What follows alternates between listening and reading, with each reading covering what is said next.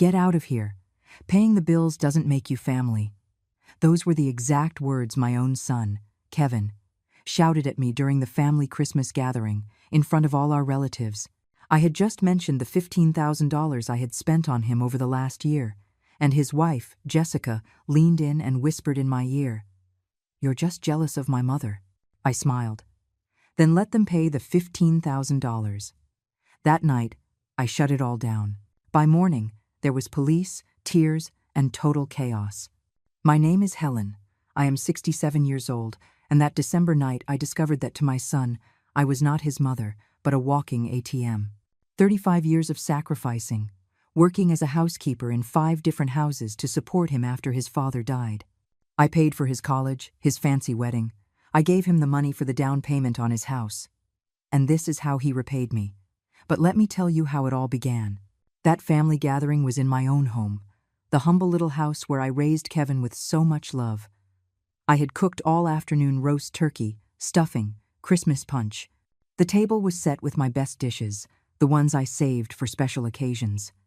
I had invited my sisters, my nephews and nieces. I wanted it to be a perfect Christmas. Kevin arrived late, as always, with his wife Jessica. She is a 32-year-old woman who works as a secretary but always dresses as if she were a millionaire. That night, she was wearing a very elegant green dress and jewelry I knew she couldn't afford on her salary. She walked into my house without greeting me, checking her phone as if she owned the place. Kevin served himself a plate without asking how I was, if I needed help with anything. Nothing. He sat down and started eating in silence. I tried to make conversation, asking him about his work, about his plans for New Year's. Short answers, monosyllables, as if talking to me was a bother. It was then that I mentioned I had been working extra hours cleaning houses to save money for their Christmas gifts. I wanted to buy them something special, to show them how much I loved them. Jessica looked up from her phone and gave me a look of contempt I will never forget. "Helen, you're not young anymore. You should be thinking about retiring instead of bothering Kevin with your money problems." Bothering. That word stabbed me like a dagger in the chest. I explained that it wasn't a bother, that he was my son, and I had always worked to support him. Then Kevin spoke, and his words broke my soul into pieces. "Mom, Jessica is right. You're always talking about money, about what you spend on us. You seem obsessed with reminding us how much it costs to keep you around." "Oh, keep me around?" I was the one keeping them. I had spent $15,000 just that year. Payments for his car, credit cards, the mortgage on his house. My sister, Susan, who was sitting next to me, was dumbfounded. My nephews and nieces stopped eating, feeling the tension that filled the air. But the worst was yet to come. Jessica leaned towards me, and with a venomous smile, she whispered loud enough for everyone to hear. "You know what I think, Helen? I think you're jealous of my mother, Patricia. She has real money. She can give us things without reminding us every 5 minutes. You only give to manipulate." The silence was sepulchral. My sisters looked at me with pity. My nephews and nieces didn't know where to look. Kevin said nothing. He didn't defend me. He just sat there, letting his wife humiliate me in my own house, in front of my own family. I felt like the world was collapsing on me. 35 years of sacrifices, of washing my hands until they bled from scrubbing other people's floors, of eating beans so he could eat meat, of wearing the same clothes for years to buy him whatever he needed. All of that reduced to manipulation, to emotional blackmail. But it didn't end there. Kevin finally opened his mouth, and what he said was the final blow. "Mom, maybe Jessica is right. Maybe you need to understand that paying the bills doesn't automatically make you family. Family is earned with respect, not with money." "Get out of here," I said then, with a calm that surprised even myself. "Get out of my house right now." Kevin got up from the table with an arrogance I had not taught him. Jessica followed him, but before she left, she turned to me with a smile that chilled me to the bone. "Thanks for clearing things up, Helen. Now we know exactly what place you hold in our lives." The door slammed shut with a bang that echoed through the entire house. My sisters remained silent. My nephews and nieces stared at their plates. Susan was the first to speak. "Helen, you can't let them treat you like this. That boy has forgotten everything you did for him." But I wasn't listening anymore. In my mind, Kevin's words repeated over and over again. Paying the bills doesn't make you family. After everything I had sacrificed, after giving up my own life to build his, I was not family to him. I was just a nuisance, an inconvenience who inconveniently reminded him how much it cost to support him. My sister Susan came over and hugged me. I could feel her indignation, her rage at what she had just witnessed. That boy has no shame, Helen. After everything you did for him, you worked like a slave to give him an education so he could have a better life than ours. The tears started to flow, but they weren't just tears of sadness. It was pure humiliation. They had been able to humiliate me in front of my entire family, to reduce 35 years of sacrifice to mere manipulation. Susan kept talking, but her words reached me like distant echoes. Do you remember when Kevin was little and got pneumonia? You worked 3 jobs to pay for the private hospital, and when he wanted to study engineering, you sold even your wedding earrings to pay for his college. Every word from my sister was like a knife twisting deeper, because she was right. I had sold everything of value I owned to invest in Kevin's future. I had given up on rebuilding my romantic life, because no man wanted to take on a woman whose every priority was her son. I had lived in the same humble little house for 30 years, because every extra penny went to Kevin. That night, after everyone had left, I sat in my empty kitchen and cried like I hadn't cried since my husband died. But amidst the tears, something else was growing inside me. A cold, calculated rage that I had never felt before. Because Kevin and Jessica didn't know something very important, something I had kept secret for the last 6 months. Mrs. Grace, one of the employers for whom I worked for 30 years, had passed away in June. In her will, she left me $850,000. $850,000 that no one knew I had. Not Kevin, not Jessica, not even my sisters. Mrs. Grace had no children, and in her final years, I was more than her housekeeper. I was her companion, her confidant, almost a daughter to her. When the lawyer, Samuel, read me the will, I couldn't believe what I was hearing. Mrs. Grace had left a letter explaining her decision. Helen was the only person who took care of me with genuine love, expecting nothing in return. She deserves to live her final years with dignity and without financial worries. For 6 months, I kept that secret, not knowing what to do with so much money. I thought about telling Kevin, about helping him pay off his house completely, about securing his future, but something always stopped me, an inner voice that told me to wait, to observe, to not be hasty. Now I understand why. The next day, I woke up with a mental clarity I hadn't had in years. I dressed in my best clothes, that gray skirt I saved for special occasions, and left the house. My first stop was the bank where I had the inheritance papers stored. I needed to organize my finances and plan my next moves very carefully. The bank manager, Mr. Gregory, greeted me with a smile. He had handled the entire inheritance transaction and knew my situation perfectly. "Mrs. Helen, how can I help you today?"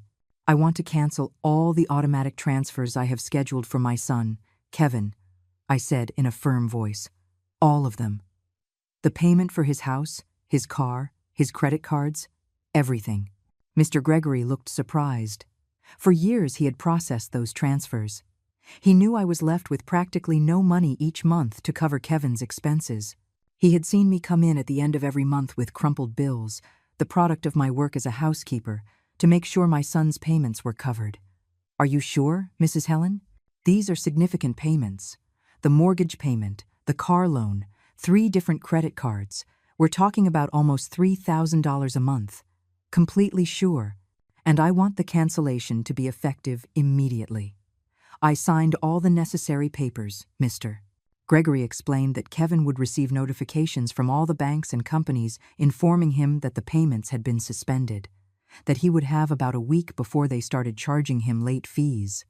1 week. Kevin would have 1 week to realize his personal ATM had stopped working. My next stop was a boutique downtown, an elegant place I had never entered because everything seemed too expensive. But that day was different. I had $850,000 in the bank and 35 years of sacrifices to make up for. The saleswoman, a young, elegant woman, looked me up and down when I walked in. She probably thought I had mistaken the store, that a 67-year-old housekeeper had no business there.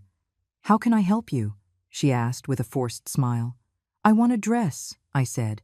"Something elegant. Black, because I'm going to a funeral." I wasn't lying.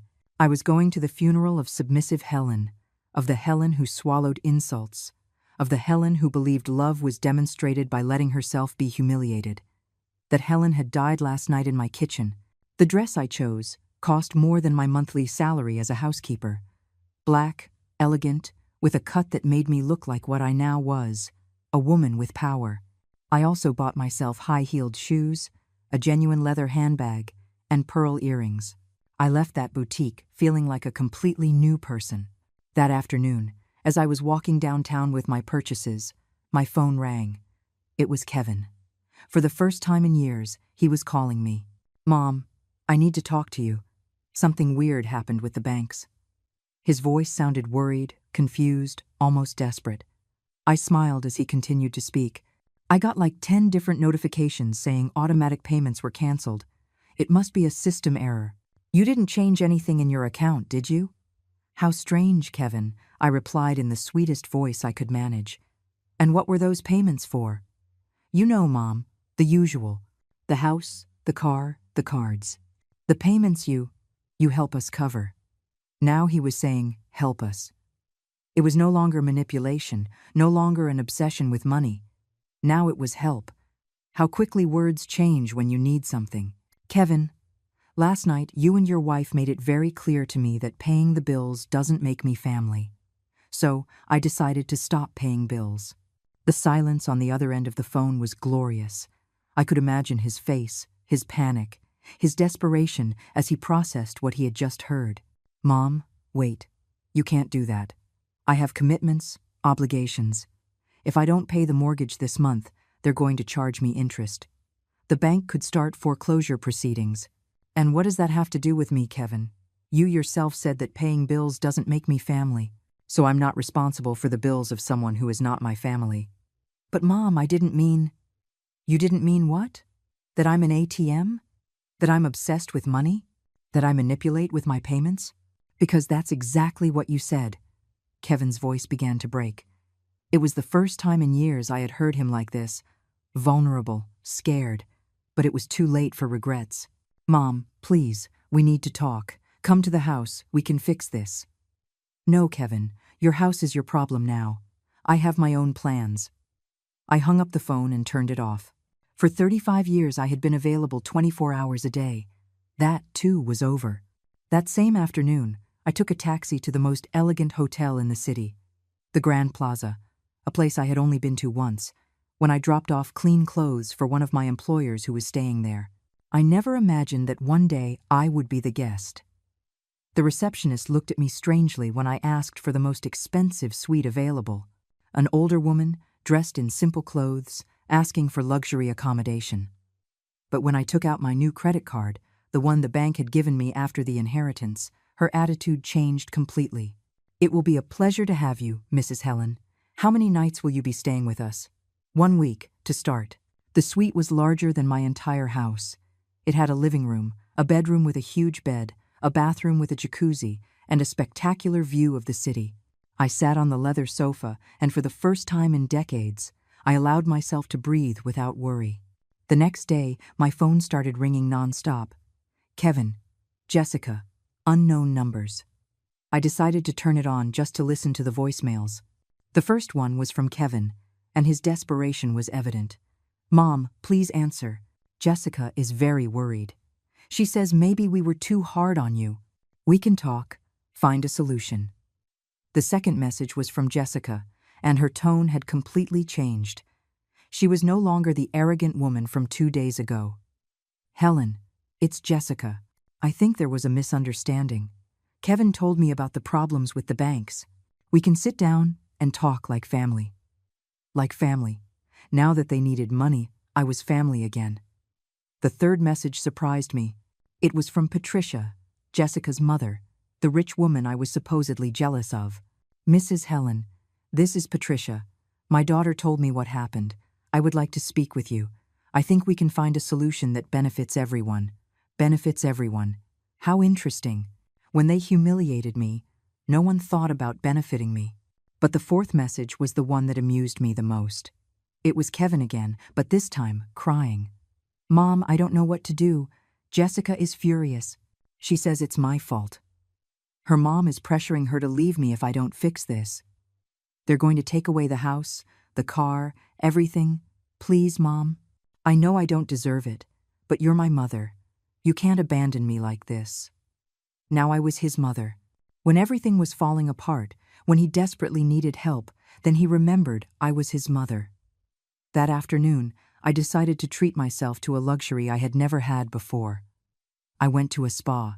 I had massages, facials, a manicure, a pedicure. While the specialists worked on me, I reflected on my new reality. For the first time in 35 years, no one depended on me. No one expected me to solve their financial problems. Upon returning to the hotel, I found the concierge waiting for me with an envelope. "Mrs. Helen, a young man came to leave this for you. He said it was very urgent." It was a handwritten letter from Kevin, in the same handwriting I had taught him when he was a child. "Mom, I don't know if you'll read this, but I have to try. I know I was wrong. I know Jessica was wrong. We were stressed, under a lot of pressure, and we took our frustration out on you. There's no excuse for that. But Mom, I'm your son, the same little boy you held when he had nightmares, the same one you cared for when he was sick. You can't erase all that because of one argument. I need you. Mom, I love you." I tore the letter into small pieces and threw it in the trash. It was easy to talk about love when money was needed. Where was that love when they humiliated me in front of the whole family? The next day, I decided to do something Kevin would never expect. I went to visit my former employer, Mrs. Carroll, an elderly woman who had always treated me with respect. She was surprised to see me looking so elegant, so changed. "Helen, how wonderful to see you. You look splendid. How are you?" I told her the whole story. Carol listened attentively, without judging, without taking sides. In the end, she said something that marked me deeply. "Helen, I raised 3 children, and I'm going to tell you something I learned over the years. Sometimes, the greatest demonstration of love for a child is to let them fall. Let them learn what life costs when they don't have mom solving everything for them." She was right. For 35 years, I had been the mattress that cushioned all of Kevin's falls.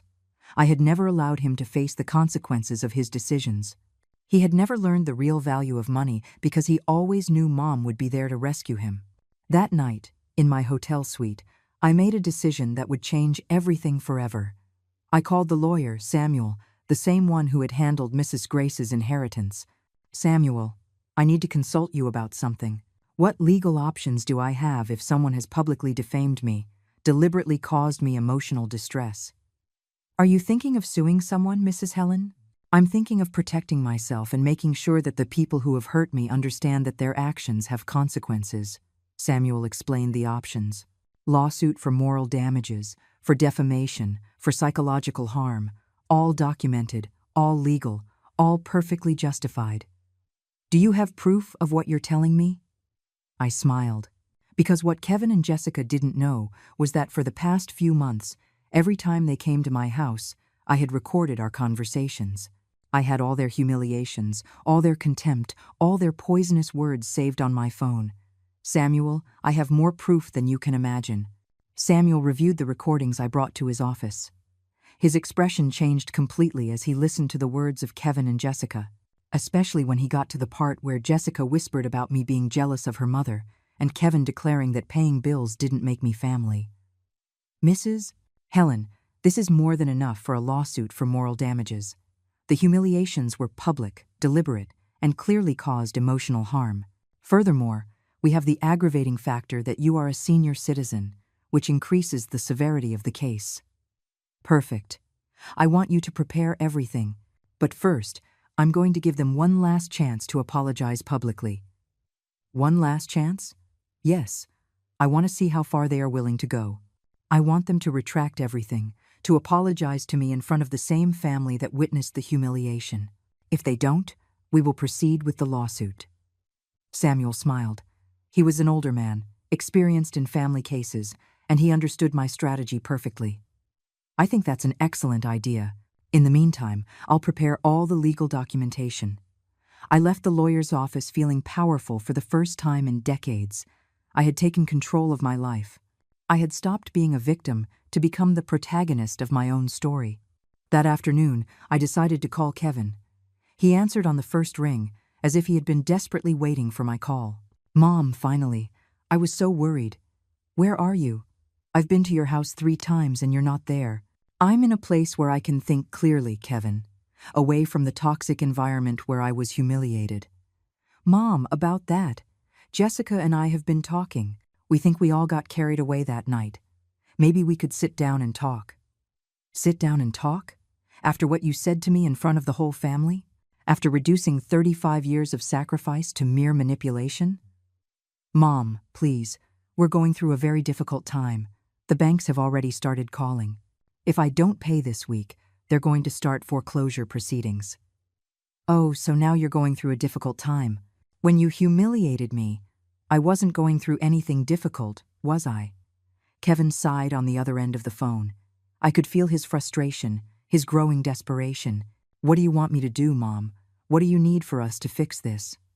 I want you and Jessica to organize a meeting. With the same family that witnessed my humiliation, I want you to apologize publicly, to acknowledge everything you did wrong, to admit that your words were unfair and cruel. A family meeting to apologize? Exactly. And I want Patricia to be there too. Jessica's rich mother, the one I'm supposedly jealous of. I want to meet her personally. Mom, I don't know if Patricia will want to come. She's very busy. Kevin, either you do as I ask, or you deal with your financial problems on your own. You decided that paying bills doesn't make me family. Perfect. Then I have no family obligation to help you. Okay.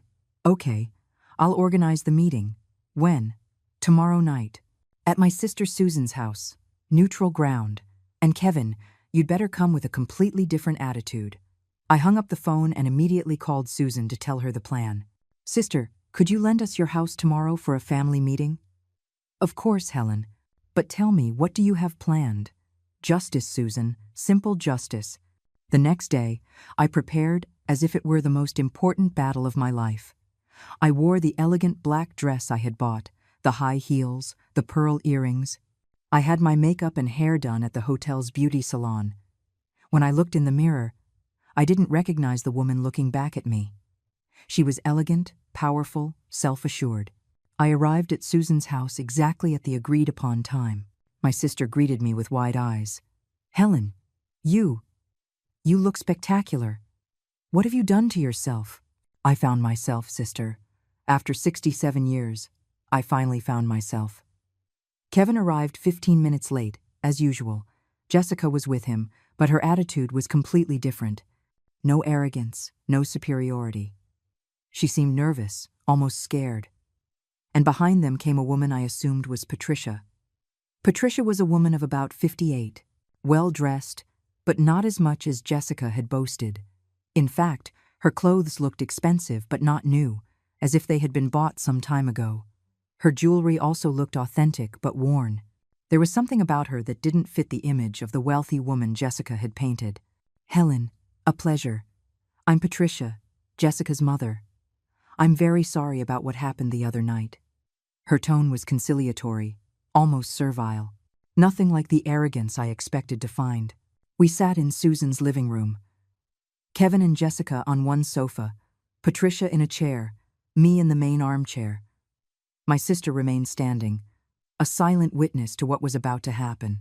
Well, you told me you wanted to apologize, I began in a calm voice. I'm listening. Kevin cleared his throat, clearly uncomfortable. Mom, Jessica and I have reflected a lot on what happened. We realize that our words were very harsh, very unfair. You have been an extraordinary mother. You have sacrificed a lot for me. His words sounded rehearsed, empty. There was no real emotion, only need. Jessica took the floor. Helen, I also want to apologize. I was stressed that night, with a lot of pressure from work, and I said things I shouldn't have. You are an admirable, hard-working woman, and you deserve respect. More hollow words. I could see in their eyes that they just wanted to get this charade over with so they could ask me for money again.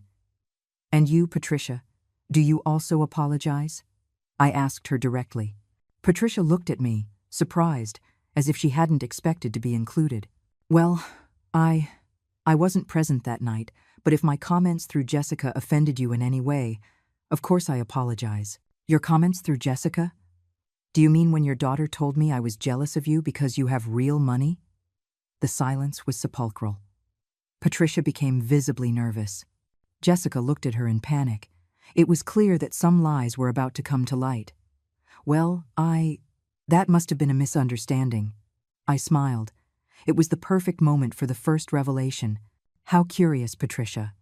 Because according to my investigations, you don't have as much money as you claim. In fact, I understand you're quite in debt." Patricia's face turned completely pale. Jessica looked at her in horror, as if she had just discovered that her whole life had been a lie. Kevin understood nothing, but he could feel the tension filling the room. "Investigations?" Patricia stammered. "I don't know what you're talking about." I took out a folder I had brought with me. Samuel had been very efficient in getting information. "Patricia Ramirez, 58 years old. Divorced 3 years ago.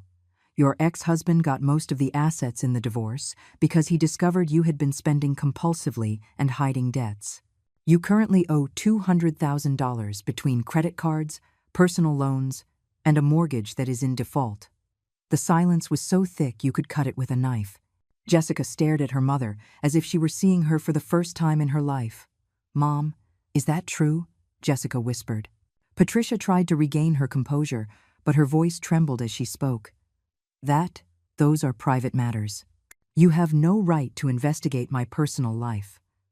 I have every right when you allow your daughter to humiliate me using your supposed wealth as an excuse. When she tells me I'm jealous of your money, when in reality, you don't even have enough to pay your own debts." Kevin finally spoke, his voice confused. "Jessica, I don't understand. You always said your mom was a millionaire, that she had properties, investments." Jessica couldn't even speak. Tears began to roll down her cheeks as the truth crumbled before everyone. I continued reading the report.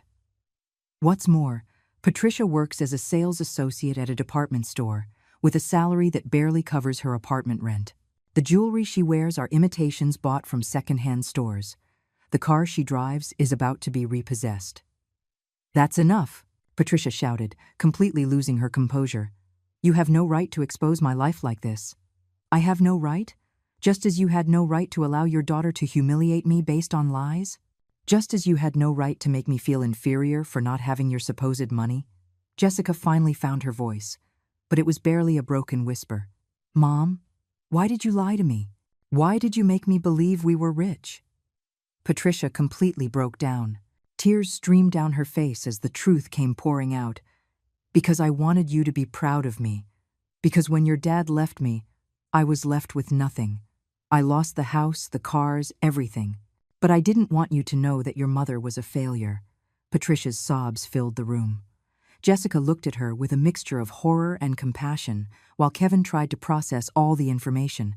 "So when Jessica told me I was jealous of her rich mother," I continued, "she was actually defending a woman who is more in debt than I ever was." "How ironic." Kevin finally reacted, turning to Jessica with fury. "Are you telling me we humiliated my mother based on lies? That your rich family you boasted so much about doesn't exist?" "I didn't know," Jessica cried out. "My mother lied to me my whole life." "But that doesn't justify what you did to me," I interrupted. "Whether you lied about your financial situation or not, the contempt was real, the humiliation was real, the pain you caused me was real." I got up from the armchair and walked over to Kevin. "Do you know what the saddest part of all this is, son? That while you believed you were superior to me, while you treated me like a nuisance, I had $850,000 in the bank. The 3 people in front of me were petrified." Kevin opened his mouth, but no sound came out. Jessica stopped crying from the shock. Patricia slowly raised her head. "What did you say?" Kevin murmured. $850,000. An inheritance I received 6 months ago from Mrs. Grace, for whom I worked for 30 years. Money I planned to use to secure your future, Kevin. Money I was going to invest in a bigger house for the whole family." I took out my bank statement and showed it to him. His eyes widened as he saw the figure. Impossible, Jessica whispered. Very possible. It turns out the housekeeper you both despised is richer than your entire family combined. The woman who was supposedly jealous of Patricia's feigned poverty could actually buy and sell everything you own 10 times over. Kevin stood up abruptly. Mom, why didn't you tell us? Why did you keep it a secret? Because I wanted to see who you really were. When you thought I had nothing to offer, I wanted to see if you would respect me as a person, or only as a source of money. The answer became very clear that Christmas night, I continued. When you thought I was just a poor housekeeper, you treated me like trash.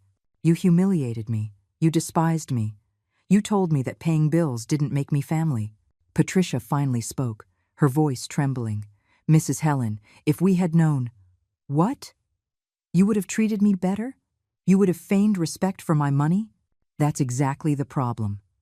Respect shouldn't depend on how much money someone has in the bank. Susan, who had been quiet all this time, finally spoke. Helen is right. I saw how they treated her that night. It was cruel, unfair, and painful to witness. Kevin approached me, tears in his eyes. Mom, I made a terrible mistake. I didn't know, I didn't think, I didn't measure my words. But I'm your son. You have to forgive me. I have to forgive you? Why? Because now you know I have money? Because now you need me more than ever? No, Mom, because I love you. Because you're my mother and I messed up. If you love me, Kevin, why did you treat me like that when you thought I had nothing to give you? Where was that love when you humiliated me in front of the whole family? He couldn't answer because he had no valid answer. The truth was evident. His love was conditional on my financial utility. Jessica also approached, completely shattered. Helen, I know I'm beyond forgiveness. I know what I did was unforgivable, but please, give me a chance to make it right. How do you plan to make it right, Jessica? By giving me back my dignity? By erasing the public humiliation? By healing the emotional wounds you caused me? She couldn't answer because she knew some things can't be undone.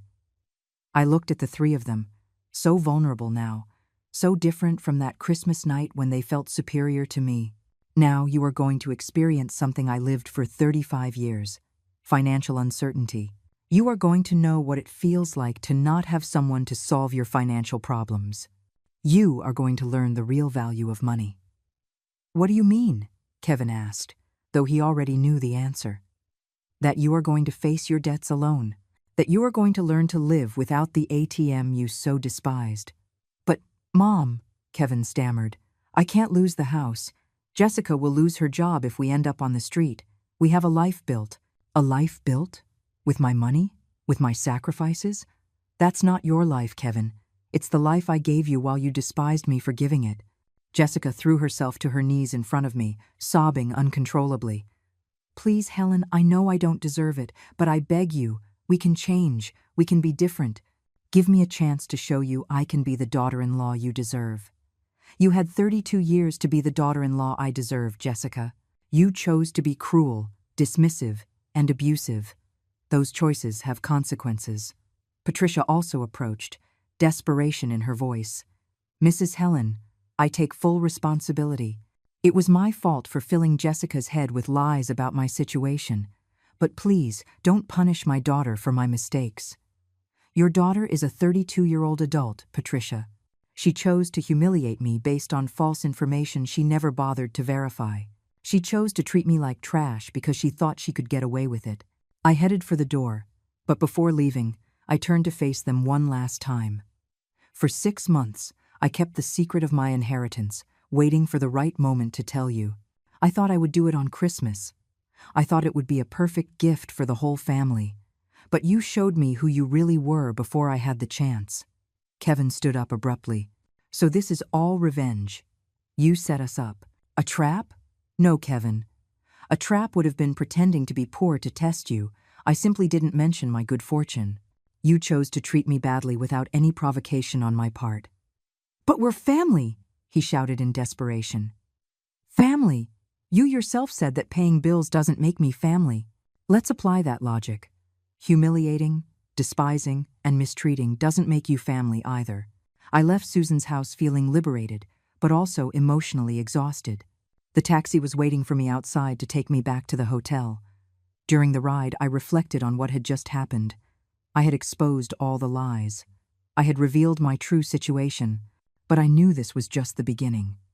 When I got to the hotel, I found multiple messages on my phone. Kevin had called 20 times in the last 30 minutes. Jessica had sent desperate text messages. Even Patricia had somehow gotten my number and had left pleading voicemails. I decided to listen to just one of Kevin's messages. "Mom, please don't do this. I know we messed up. I know we were cruel to you, but we're your family. We're all you have in this world. Without us, you'll be alone forever. Is that what you want? To be alone with your money?" His words infuriated me more than all the insults from Christmas night. Now it turned out that I needed them, that without them, I would be alone forever.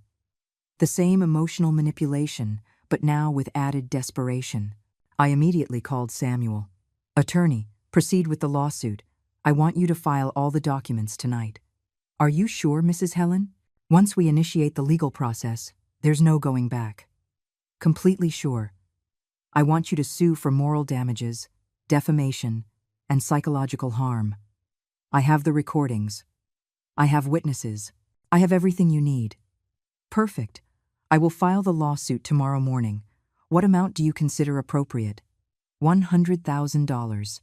And I want it to be public. I want the whole city to know what they did to me. The next day, the lawsuit was the talk of the entire neighborhood. The lawyer had contacted a local journalist, and the story of the millionaire housekeeper suing her ungrateful son spread like wildfire. My phone wouldn't stop ringing. Unknown numbers, reporters wanting interviews, curious neighbors. But the calls that hurt the most were from Kevin, increasingly desperate, increasingly pleading. I decided to answer one of his calls, the 10th of the day. "Mom, please stop this. The lawsuit was in the newspaper. Everyone is talking about us. Jessica lost her job. They fired her because of the scandal. The neighbors pointed us on the street. And how do you think I felt when you humiliated me in front of the whole family? How do you think I felt when you treated me like trash?" "But Mom, this is too much. It's one thing for you to leave us without money, but to ruin our reputations, our jobs, our lives. It's one thing to make a mistake, Kevin. It's another thing to deliberately humiliate your mother for years and then expect no consequences." It wasn't years. It was one night. One night? Do you really think it all started that Christmas night? How many times did Jessica treat me with contempt? How many times did you make me feel like I was a burden? How many times did you ignore my feelings? Kevin fell silent because he knew I was right. The contempt had been constant, gradual, systematic. Christmas night had just been the last straw. "Mom, okay, I accept that we were cruel. I accept that we hurt you. But what's your plan? To completely destroy us?" "My plan is for you to learn that actions have consequences, that respect is earned, not bought, that treating people badly, especially your mother, is not something you can do without facing the consequences." "And then what? When we've lost everything, when we're on the street, when Jessica and I have divorced because we couldn't handle the pressure, what will you have gained from that?" "I will have gained my dignity back. I will have gained the peace of mind of knowing that I didn't allow myself to be treated like trash anymore." That afternoon, as I drank tea on the terrace of my suite, I reflected on Kevin's words. What was I really going to gain from all this? Would revenge give me back the 35 years of sacrifice? Would it heal the emotional wounds? But then I remembered Jessica's face when she whispered that I was jealous of her mother. I remembered the coldness in Kevin's eyes when he told me that paying bills didn't make me family. I remembered the public humiliation, the cruel laughter, the absolute contempt. No, this wasn't just revenge. This was justice. This was setting boundaries after a lifetime of not setting them. This was teaching them that even a mother's infinite patience has a breaking point. That night, I made a decision that would change the course of this whole story. I was going to do something Kevin would never expect, something that would hit him where it hurt the most, in his public pride. The next day, I woke up with an idea that filled me with an energy I hadn't felt in years. If Kevin wanted to play dirty, if he wanted to manipulate the situation in his favor, I was going to teach him what it really meant to have power. I called Samuel and asked him to organize a press conference. I wanted to tell my story publicly, with all the details, all the proof, all the recordings. If the story was already in the local paper, it was better for people to hear my full version. Mrs. Helen, are you sure you want to expose yourself so publicly? Samuel, for 67 years I have lived in the shadows, working in silence, enduring private humiliations. It's time for the world to know who I really am. The press conference was scheduled for Friday afternoon in the main ballroom of the hotel where I was staying. Samuel contacted several local and some national media outlets. The story had piqued curiosity. A millionaire housekeeper suing her own son for emotional abuse. Meanwhile, Kevin had begun a desperate campaign to clear his name. He had created social media profiles, telling his version of events, presenting me as a vengeful and manipulative mother who was destroying her family over a misunderstanding. His posts said things like, "My mother is punishing us for a normal family argument. She cut off all financial support overnight and is now suing us for $100,000. Is this what a loving mother does?" The comments were divided. Some supported him, saying I was a toxic mother. Others criticized him, especially as rumors began to circulate about the details of what had really happened that Christmas night. But what bothered me most was seeing that Jessica had also started posting on her social media. She had uploaded photos of herself crying, with messages like, "I lost my job over a family misunderstanding. My mother-in-law decided to ruin our lives because we had an argument. Where is the Christian compassion? Christian compassion." After publicly humiliating me, now she was talking about Christian compassion. On Thursday night, the day before my press conference, Kevin did something I never thought he would do. He created a live stream on Facebook to tell the truth about what was happening. I found out because my sister Susan called me, upset. "Helen, Kevin is live streaming. He's saying terrible things about you. He says you went crazy with the money, that you were always manipulative, that you're taking revenge because he got married." I turned on my computer and went to his stream. There were over 500 people watching. Kevin was in his living room, with Jessica by his side crying, playing the role of the perfect victims. "My mother received an inheritance 6 months ago and didn't tell us anything," Kevin was saying. "Then, when we had a small family argument at Christmas, she decided to punish us by cutting off all the financial support she was giving us. Now we've lost the house, Jessica lost her job, and she's suing us for $100,000. The live comments were a mix of support and criticism. Some said, "Your mother supported you for years. You should be grateful." Others commented, "A mother shouldn't abandon her children like that." But what enraged me most was when Kevin started crying on camera. "I just want my mother back. I know we made mistakes, but she was all we had. Now she's living in a luxury hotel while we're left with nothing. Is that fair?" Jessica took the floor, theatrically wiping her tears. Helen was always controlling with money. She always reminded us how much she spent on us. That Christmas night, when we told her that it bothered us, she exploded. She kicked us out of her house, and the next day she canceled all our payments. "Liar," I screamed at the screen. They were completely twisting what had happened. I saw that the comments were starting to change tone. More people were beginning to support them, to see them as victims of a cruel and vengeful mother. Kevin was very smart at manipulating people's emotions. "We just want our family to reconcile," Kevin continued. "We want to sit down and talk, apologize properly, and find a solution, but she refuses to see us. She has blocked us from everywhere." At that moment, I made a decision that would change everything. I created a new Facebook account and joined the live stream. I wrote in the comments, "Hello, Kevin. It's your mother. I see you're telling your version of the story. How about I tell mine?" The stream went crazy. The comments started to explode. "It's her. The mom is here. This is going to get good." Kevin saw my comment and turned completely pale. Jessica looked at him in terror. For a moment, he didn't know what to do. "Mom, is that really you?" he asked with a trembling voice. "Yes, it's me. And I think it's time for all these people to hear what really happened that Christmas night. Mom, please, don't do this. We can talk in private." "In private? Like when you humiliated me in front of the whole family?" "No, Kevin. You decided to make this public. I will respond publicly. The viewership had increased to over 1,500. People were sharing the stream, tagging their friends. It was like a live reality show. Do you want to know what really happened? I wrote in the comments. Do you want to hear the recordings of what they said to me that night? Kevin stood up abruptly from his chair. You can't do that. Those are private conversations. Private? Like this broadcast where you are defaming me in front of thousands of people? Jessica finally spoke, her voice desperate. Helen, please. We've suffered enough. People are judging us. I lost my job. We're about to lose the house. Oh, so now I'm Helen again. No longer the crazy, manipulative woman from 5 minutes ago. The comments were out of control. There were people defending me, people attacking me, people asking me to play the recordings. Kevin, I wrote, do you want to tell all these viewers exactly what you said to me that Christmas night? Do you want to repeat the exact words you used? Mom, we already apologized. No, you didn't apologize. You told me it was a misunderstanding, that you were stressed, that we all got carried away. But you never admitted how cruel you were. At that moment, I decided to do something I knew would be devastating for them. You know what? You're right.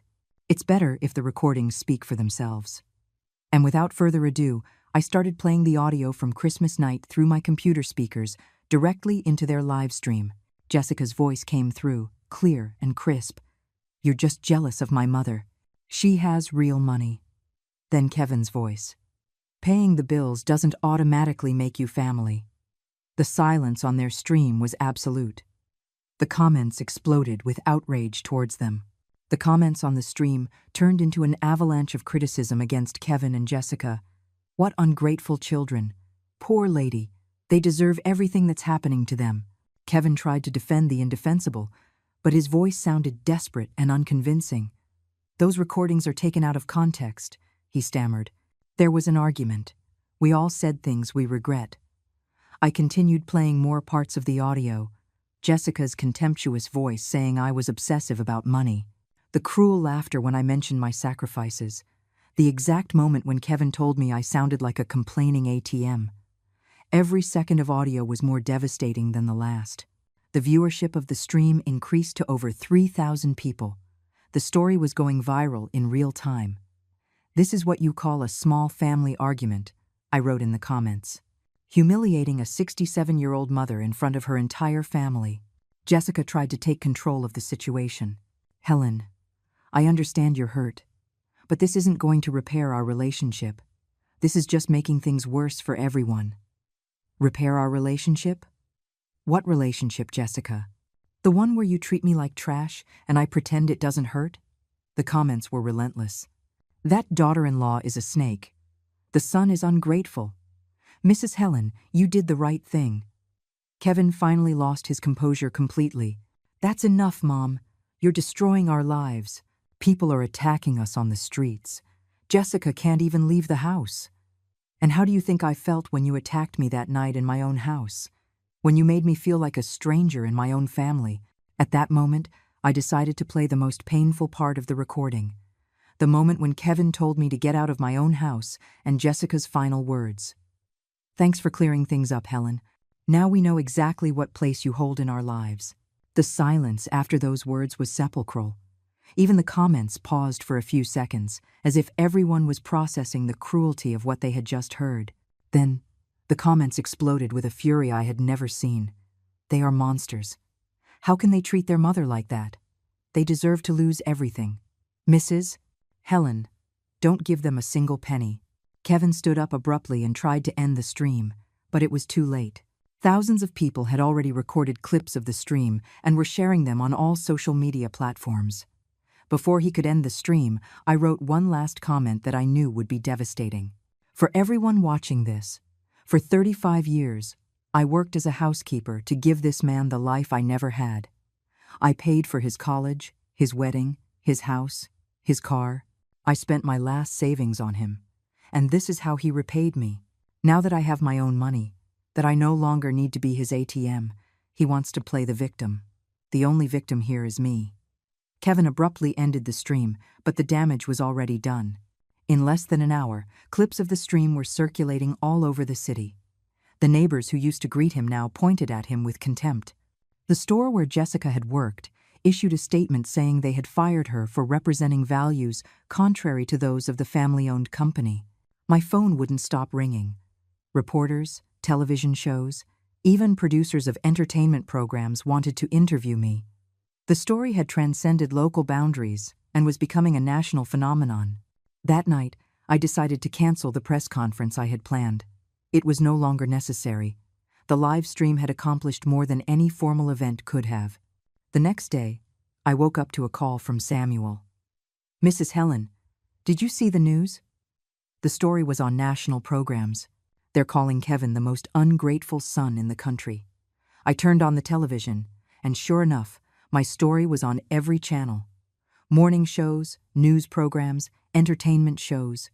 Everyone was talking about the case of the millionaire housekeeper and her ungrateful son. What was most shocking was seeing that they had managed to get interviews with my former employers. Mrs. Carol, for whom I had worked for 15 years, was on television defending me. "Helen is the most hardworking and noble woman I have ever known," Carol said in the interview.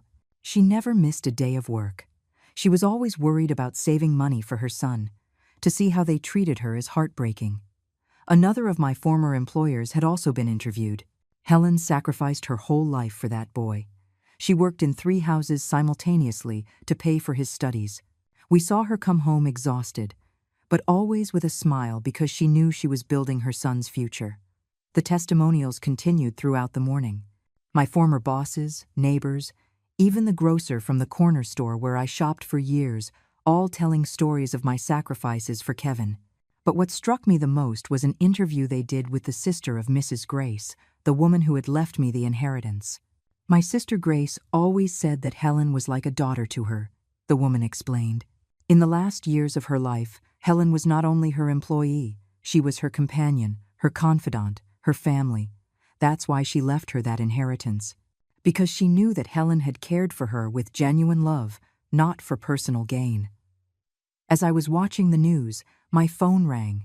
It was a number I didn't recognize. "Mrs. Helen? This is Maria Sanchez from the show Justice for All. We would like to invite you to our program to tell your full story." Over the next few days, the invitations kept pouring in. Radio shows, television programs, even a publishing house that wanted me to write a book about my experience. Meanwhile, Kevin and Jessica's lives were falling apart publicly. Social media had turned them into social pariahs. Jessica couldn't find a job anywhere because her name was associated with the scandal. Kevin had lost several clients at his engineering job because companies didn't want to be associated with someone who had mistreated his elderly mother. The bank finally foreclosed on their house.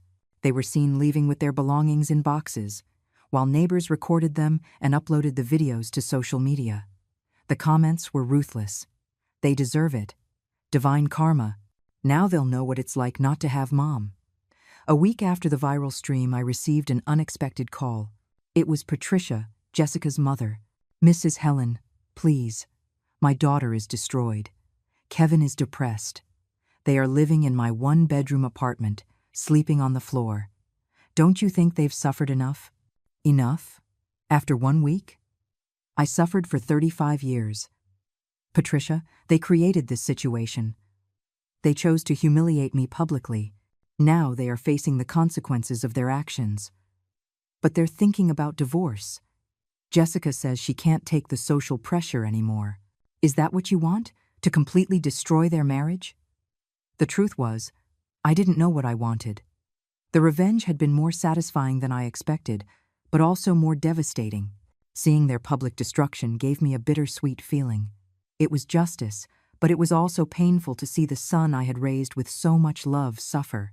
That night, as I looked at the city from the terrace of my suite, I reflected deeply on everything that had happened. The revenge had been complete, devastating, public. Kevin and Jessica had lost everything: the house, the job, the reputation, the dignity. But something inside me didn't feel completely satisfied. Maybe it was because, despite everything, Kevin was still my son. The same little boy I had held in my arms when he had a fever, the same one I had comforted when he had nightmares, the same one for whom I had sacrificed everything for 35 years. But then I remembered his exact words.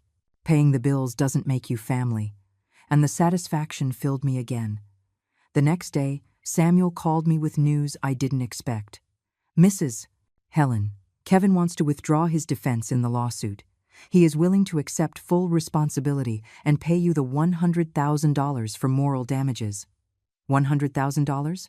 With what money? He's completely broke. He says he'll get a loan, that he'll sell everything he has left, that he'll work day and night until he pays it off. He just wants this to be over. The irony was perfect. The man who had told me I was an ATM was now willing to go into debt up to his neck to pay me. The one who had despised my money was now pleading with his own. But then Samuel told me something that surprised me. He also asked me to give you a personal message. He says he understands if you never forgive him, that he accepts that he destroyed the relationship with the only person who truly loved him. He says he's not asking for forgiveness because he knows he doesn't deserve it. He just wants to pay you what he owes you and disappear from your life forever. Disappear from my life forever. For weeks I had fantasized about those words, but now that I heard them, they hurt more than I expected.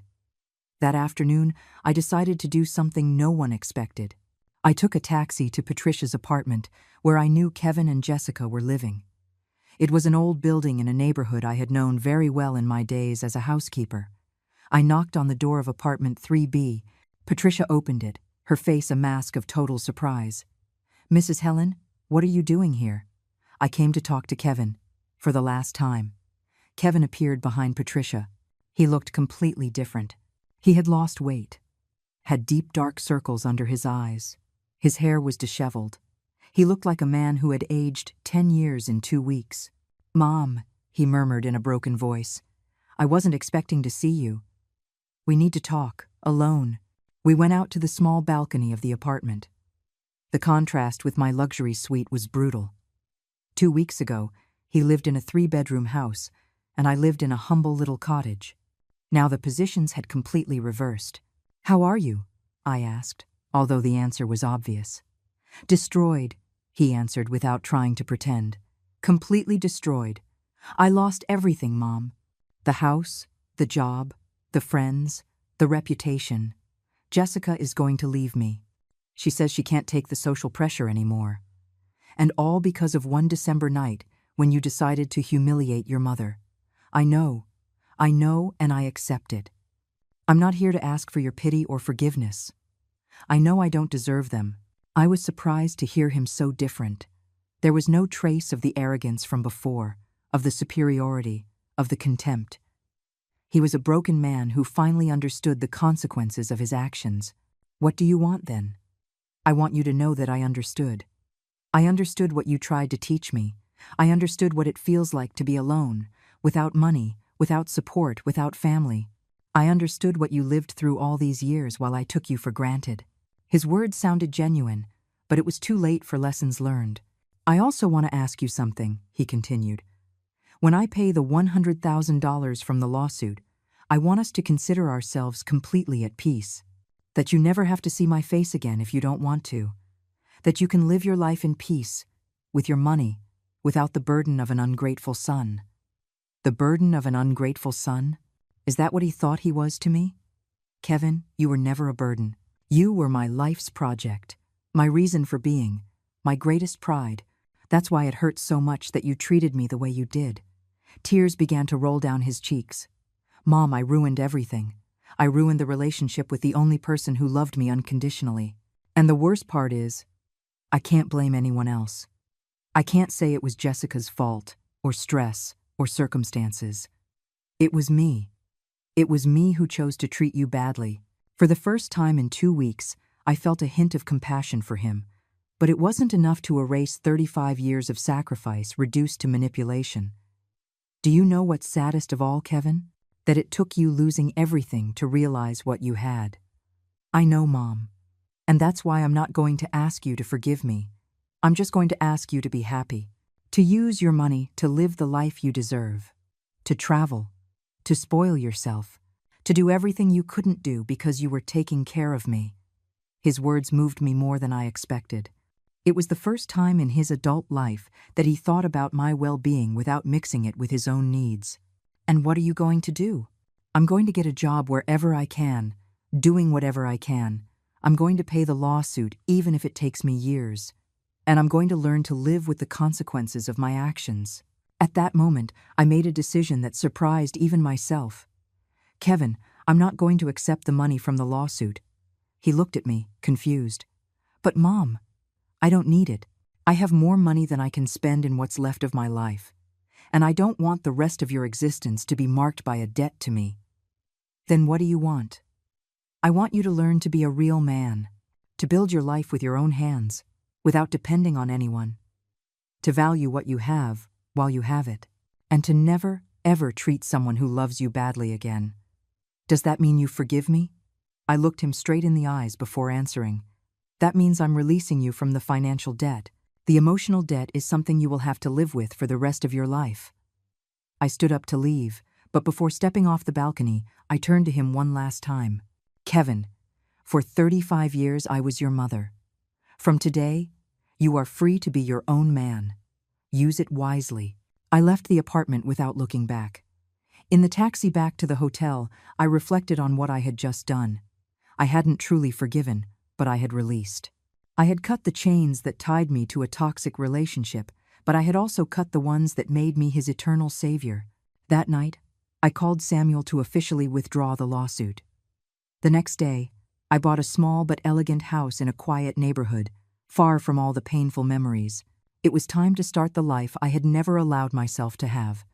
6 months later, as I drank coffee in the garden of my new house, I reflected on everything that had happened. Kevin had found a job as an engineer in another city. Jessica had left him, just as she had threatened. He was rebuilding his life from scratch, without anyone's help, finally learning the value of independence. I don't regret adopting him when he was a child. I only regret not understanding sooner that kindness should never be practiced at the cost of self-destruction. At 67, I finally learned that self-love is not selfishness, it is survival. We're not going to spend money on that circus. That was what my daughter, Susan, said when I reminded her that my 70th birthday was only 3 weeks away. 70 years! A whole life waiting to celebrate that date with the people I loved most. But there was her message, cold as ice, shining on the screen of my cell phone. I was in the kitchen, baking oatmeal cookies, when the phone vibrated on the table. I wiped my hands on my apron and picked up the device. It was a message from Susan. My heart leaped with hope for an instant, thinking that maybe she was writing to confirm the party details. How naive I was. Mom, I spoke with Mark, and we decided we're not going to do your party. Honestly, we're not going to spend money on that circus. You know how things are. I read the message once, then twice, 3 times. The letters started to blur, not from my tears but from disbelief. That circus? Is that what my own daughter called my 70th birthday? Before I could reply, another message arrived, this time from Mark, my son-in-law. Carol, with all due respect, you're not at an age for parties anymore. It's better to celebrate at home, without so much expense or drama. I just stood there, in the middle of my kitchen, holding that phone as if it were a foreign object. The aroma of the baking cookies filled the air, but I couldn't smell it anymore. I couldn't feel anything but a strange emptiness in my chest. 70 years. All my life I had waited for this moment. Not because I wanted a lavish party or expensive gifts. No, I just wanted to gather my family, to look at the faces of the people who had been my reason for living for decades, and to celebrate that I was still here, that I had made it this far, that all the effort had been worth it. But to my daughter, it was a circus. And for my son-in-law, I was too old to exist in that way. I left the phone on the table and sat down slowly in one of the wicker chairs I had bought 20 years ago at a downtown flea market. I looked out the window. The afternoon sun was falling warmly on the geraniums on the balcony. Everything seemed so normal, so peaceful. But inside me, something was beginning to break. It wasn't a loud shatter. It wasn't a scream or an uncontrolled cry. It was something worse. It was the icy silence of someone who finally understands they've been living a lie. For 69 years, I had been Carol Anderson, mother, grandmother, friend, the woman who was always there when someone needed her, the one who gave without expecting anything in return, the one who sacrificed her own happiness to see others smile. And now, on the verge of my 70th birthday, I discovered that all that unconditional love had a price that, apparently, my daughter was no longer willing to pay. I replied with a short message, as simple as it was painful. No problem. 2 words. Nothing more. I wasn't going to beg them. I wasn't going to explain how much it hurt. I wasn't going to grovel for a little of their time or their affection. Simply, no problem. I turned off the oven. The cookies were a little burnt around the edges, but I didn't care anymore. I left them there, on the hot tray, while I sat in that silent kitchen, feeling the world I had built for 7 decades begin to crumble. Because that message wasn't just about a canceled party. It was about years of invisibility, about being seen only as an open wallet, as a solution to others' problems, as someone who existed to serve, but not to be celebrated. And as the sun continued to set over my geraniums, I began to remember everything I had done for them, every sacrifice, every check signed, every dream of mine that I had put in a drawer so they could fulfill theirs. My memory took me back 25 years, when Susan was 20 years old and dreamed of studying architecture. I worked as a secretary in a government office, a modest job that barely covered our basic expenses. Her father had died 2 years earlier, leaving us alone and with debts that seemed like impossible mountains to climb. But when Susan got into college, I took a second job. I cleaned offices at night, from 9 o'clock at night until 3 o'clock in the morning.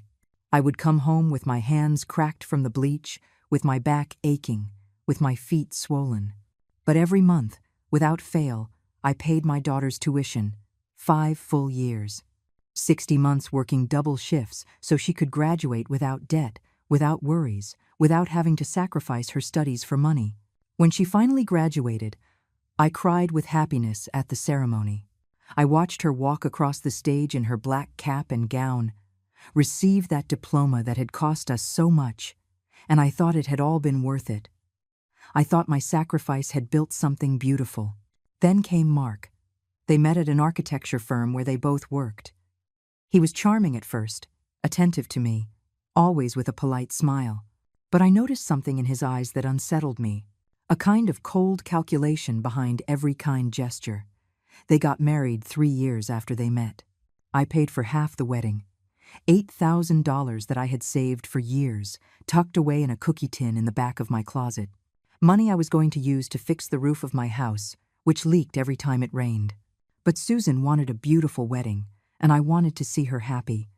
2 years later, when they decided to buy their first house, I gave them the down payment, $15,000. My entire severance package from work, everything they had given me when I took early retirement due to downsizing. I gave them that money without a second thought, because they were my family, because it was my duty to help them start their life together. Mark promised they would pay me back. As soon as we stabilize our finances, Carol, I promise. That was 18 years ago. I never saw a single dollar of it back. Then Chloe was born, my granddaughter, a beautiful baby with big eyes and a contagious laugh. I watched her every day while Susan and Mark worked. From the time she was 3 months old until she started kindergarten. 5 full years of being her second mother, changing diapers, preparing bottles, singing lullabies at 3 o'clock in the morning. They never paid me for it, not 1 cent. Because she was my granddaughter, because it was my obligation as a grandmother. That's how they made me feel, as if my time was worthless, as if my days and nights were an infinite resource they could take without giving anything in return. Now Chloe is 22 years old and studying medicine at a private university. Who pays the tuition? I do. $1,200 a month that comes straight from my pension. Susan convinced me 4 years ago. Mom, you know how important education is. We don't want Chloe to be in debt like other young people. You understand, right? And I understood, as I have always understood, as I have always said yes. I also pay for Susan's private health insurance, $350 a month, because the insurance from her job doesn't cover everything she needs. Mark earns double what she does, but somehow that expense always ends up falling on my shoulders.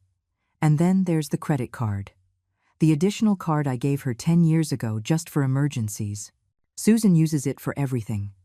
Clothes, restaurants, weekend trips, new furniture for her house. Every month the statement arrives, and I see figures that hurt my soul. 500, 800, sometimes $1,000 in purchases that are never emergencies. But I pay. I always pay. Because I'm afraid to say no. Afraid they'll push me away. Afraid of losing the only thing I have left in this world. My family. The phone vibrated again on the table. Another message from Susan. Mom, are you mad? Don't be dramatic, please. It's just a party. We can do something simple another day. Something simple another day. As if my life could be postponed. As if I were an errand that could be put off until later. I looked at that message and felt something new. Something I had never felt toward my own daughter. Resentment, pure and crystalline. And with that resentment came a terrible clarity. I had been a fool for too long. I couldn't sleep that night. I lay awake in bed, staring at the cracked ceiling of my bedroom, listening to the ticking of the wall clock that had belonged to my mother. Every second that passed was like a reminder of all the time I had wasted being convenient for others. I got up at 3 o'clock in the morning and walked barefoot to the living room. I turned on the small corner lamp, the one that casts a warm, yellowish light, and sat on the worn-out sofa where I had spent so many nights waiting for Susan to come home from her outings when she was a teenager. On the coffee table was an old shoebox. I opened it slowly, as if it held something sacred. And, in a way, it did. It was photographs. Hundreds of photographs documenting a lifetime of unconditional love and silent sacrifice. The first photo I picked up was of Susan at 6 years old. She was in the yard of our old house, the one I had to sell after my husband died. She was wearing a pink dress that I had sewn myself, with ruffles on the sleeves and a bow at the waist. She was smiling, showing the gap where her first tooth had fallen out. I remembered that day perfectly. It was her birthday. We didn't have money for a big party, but I had made her a homemade chocolate cake with strawberries on top. I invited her little friends from school and organized games in the yard. Susan was the happiest girl in the world that day. When did she stop caring about my happiness in the same way I cared about hers? I kept looking through the photographs. One from her high school graduation, where she was hugging me so tightly she almost knocked me over. Another from her wedding, where I was by her side helping her fix the veil that had gotten tangled in her hair. One more from when Chloe was born, where I was holding my newborn granddaughter with tears in my eyes. In all those photos I was there, always present, always smiling, always giving. But now, when I needed someone to be there for me, when I wanted to celebrate surviving 70 years in this difficult world, it turned out it was too much to ask. I left the photos and walked to the small desk I have by the window. I opened the bottom drawer, the one I almost never open because it hurts to see what's inside.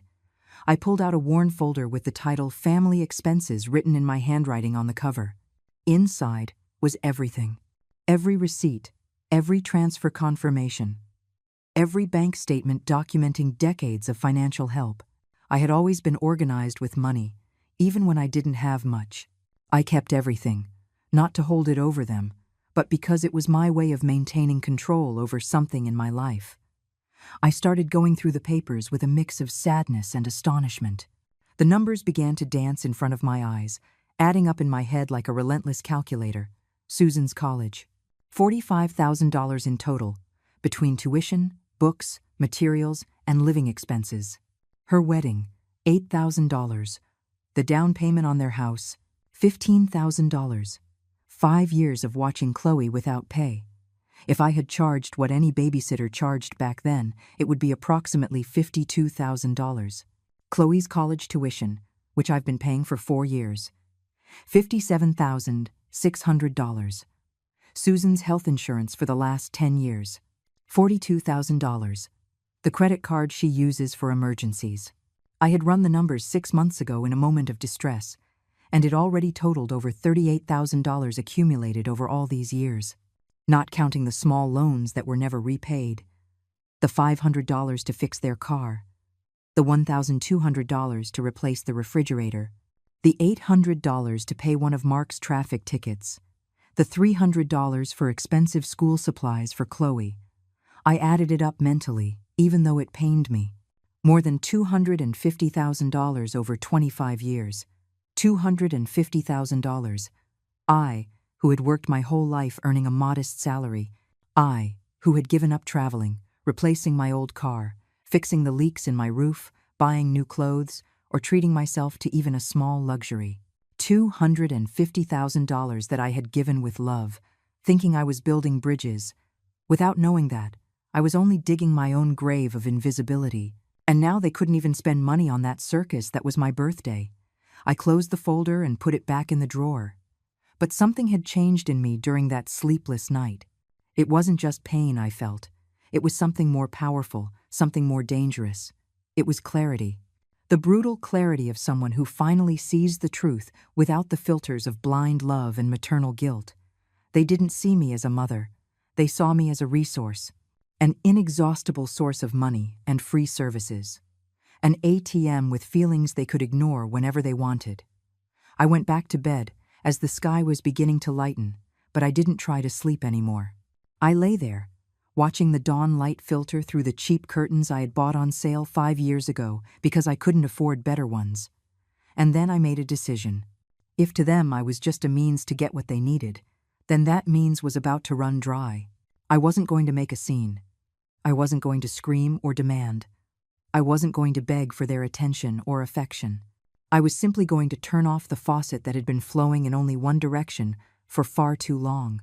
I got out of bed with a determination I hadn't felt in years. I showered, got dressed in slacks and a simple blouse, and tied my hair back in a low bun. I looked at myself in the bathroom mirror and saw a 69-year-old woman who had grown old giving everything to others. But I also saw something else. I saw a woman who still had time to live for herself. I grabbed my purse, put all the important documents I would need inside, and walked out of my apartment with my back straight and my jaw set. First stop, the bank. I walked into the branch at 9 o'clock in the morning, just as they were opening the doors. The account manager, a young woman named Patricia, who always treated me kindly, greeted me with a smile. "Good morning, Mrs. Anderson. How can I help you today?" I sat down across from her desk and pulled out my bank card. "I need to cancel an additional credit card that is in my daughter's name, Susan Rodriguez. I also need to cancel all the automatic transfers I have scheduled." Patricia blinked, surprised by the firmness in my voice. "Of course, Mrs. Anderson. Is there any problem with the accounts?" "There's no problem," I replied calmly. "I'm just making necessary adjustments. It took us 40 minutes to complete the entire process." Patricia showed me each automatic transfer on her computer screen, and I nodded my head each time she asked if I was sure I wanted to cancel it. $1,200 a month for Chloe's university. Cancelled. $350 for Susan's health insurance. Cancelled. The additional credit card with a current balance of $2,300. Blocked and cancelled. When we finished, Patricia looked at me with a mixture of respect and curiosity. "Are you sure about all this, Mrs. Anderson? These are major changes." I looked her directly in the eye. I have never been more sure of anything in my life. I walked out of the bank feeling strangely light, as if I had taken off a heavy coat I had been wearing for decades. The sun was shining on the street, and for the first time in a long time, I felt I could breathe deeply without my chest hurting. I walked to a nearby coffee shop and sat by the window. I ordered a latte and a slice of carrot cake, something I normally wouldn't allow myself because it was an unnecessary expense. But at that moment, I realized that I deserved small pleasures too. While I sipped my coffee, I took out my phone. I had 3 messages from Susan. "Mom, is your tantrum over? Mark says you're overreacting. It's just a party, it's not a big deal. Are you going to ignore me now?" I didn't answer. I simply put the phone back in my purse and continued enjoying my coffee because I had discovered something powerful in those last 24 hours. My silence was worth more than 1,000 words. The next few days passed in a strange calm. I followed my normal routine, waking up early, making my coffee, watering the plants on the balcony, reading the newspaper. But there was something different in the air, a kind of silent anticipation, like when you know a storm is coming but the sky is still clear. Susan didn't write to me again for 3 whole days. I guess she expected me to make the first move, to apologize for my tantrum, to go back to being the submissive, accommodating mother I had always been. I didn't. On the 4th day, The first sign that things were changing arrived. It was Thursday afternoon when I received a call from Susan. Not a text, a real call. I looked at the screen vibrating in my hand and let it ring 4 times before answering. "Hello, Mom." Her voice sounded tense, controlled. "We need to talk." "I'm listening." "I just got an email from Chloe's university. They said this month's payment was declined. You forgot to make the transfer." I leaned back on the sofa and looked out the window. A bird had landed on the balcony railing. "I didn't forget, Susan. I canceled the automatic transfer." There was a silence on the other end of the line. A heavy, disbelieving silence. "You did? What?" "I canceled all the automatic transfers, and I also blocked the additional credit card you had." "Mom, have you lost your mind? How could you do something like that without consulting us?" The word consulting made me laugh, a bitter laugh that didn't leave my throat. "Susan, did you consult me before you canceled my birthday party? Did you consult me before you called it that circus? For God's sake, Mom, one thing has nothing to do with the other. We're talking about your granddaughter's education. You're going to punish Chloe for something I said? I'm not punishing anyone. I am simply reorganizing my finances. At 69 years old, I think I have the right to decide what I do with my own money. But you've always paid for Chloe's college. You can't just leave us hanging like this." "Of course I can. It's my money, Susan. My pension. Just because I decided to help you for years doesn't mean I'm obligated to do it for the rest of my life." I heard her breathing heavily on the other end of the line. I could picture her in her modern kitchen, with her stainless steel appliances that I had helped pay for, gripping the phone tightly. "Mark was right," she said finally, her tone icy. "He said you were going to be dramatic and vengeful. This is because we canceled your party, isn't it? You're throwing a childish tantrum." Something broke inside me with those words. It wasn't pain. It was liberation. "Think whatever you want, Susan, but things are going to change from now on. Mom, listen to me. If you don't pay for Chloe's university this month, she's going to lose the semester. Is that what you want? To ruin your granddaughter's future over a whim? Chloe's future is her parents' responsibility. You both work. You have good salaries. You can pay for her education yourselves. We can't. We have the mortgage, the house expenses, Mark's new car. We can't afford an extra $1,200 a month. Then you'll have to make adjustments, like I've done my entire life to help you. Mom, please. Don't be like this. You know we need you." There it was. The naked, raw truth. They needed me. Not loved me, not valued me, not respected me. They needed me. Like one needs an ATM or a credit card. "Goodbye, Susan." I hung up before she could respond. The phone immediately started ringing again, but I put it on silent and left it on the table. I sat there, feeling my heart pound in my chest. I had been tough. I had been firm. And for the first time in my life, I didn't feel guilty for setting boundaries. I couldn't eat dinner that night. I made myself a chamomile tea and sat on the balcony, wrapped in an old blanket, watching the city lights turn on one by one. The cool night air brushed against my face, and I closed my eyes, trying to find peace in the middle of the chaos I had just unleashed. I knew what would come next. I knew this was just the beginning. And I was right. The next day, Friday morning, my doorbell rang at 8 o'clock sharp. I was making a simple breakfast, scrambled eggs and toast. I left the pan on the stove and walked to the door. When I opened it, Mark was standing there. Tall, in his gray work suit, his hair slicked back with gel, and that expression he always used when he wanted to intimidate someone, a mix of superiority and condescension. "Good morning, Carol. Mark." I didn't invite him in. I stood in the doorway, blocking his entry with my body. "I need to talk to you. It'll only take 5 minutes." "Say what you have to say from there." He sighed, as if he were dealing with a stubborn child. "Carol, I know you're upset about the party," Susan told me. "And look, maybe I was a little harsh with my words. But you have to understand that we're going through a tough financial time." "Oh, really? I didn't know. I thought you were doing very well with your architecture jobs." "We do well, but we have a lot of expenses. The house is big. It needs maintenance. Susan's car is old. We need to replace it soon. And Chloe is in an expensive university because you insisted she go to the best. I didn't insist on anything. You chose that university.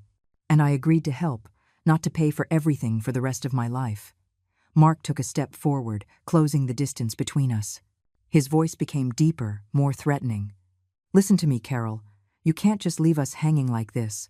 We've built our life counting on your support. You can't just take it away overnight because your feelings got hurt. Of course I can. It's my money. That money is for the family, for your granddaughter. What kind of grandmother denies her own granddaughter an education? I felt the anger start to boil in my stomach. Anger for years of manipulation, of being seen as an obligation and not as a person. The kind of grandmother who is tired of being used. The kind of grandmother who finally realized that to you, she's only valuable when she's handing out money. You're being ridiculous and selfish. Susan is a wreck. She's been crying for 2 days because of you. How interesting. She cries because I canceled the payments, but she didn't cry when she canceled my birthday. She didn't cry when she called it a circus. Mark clenched his jaw. I could see him trying to control his temper. You know what, Carol? Do whatever you want. But don't come crying to us later when you're all alone in this miserable apartment, with no one to visit you, no one who remembers you. Because that's how you'll end up if you keep this up. Alone and abandoned.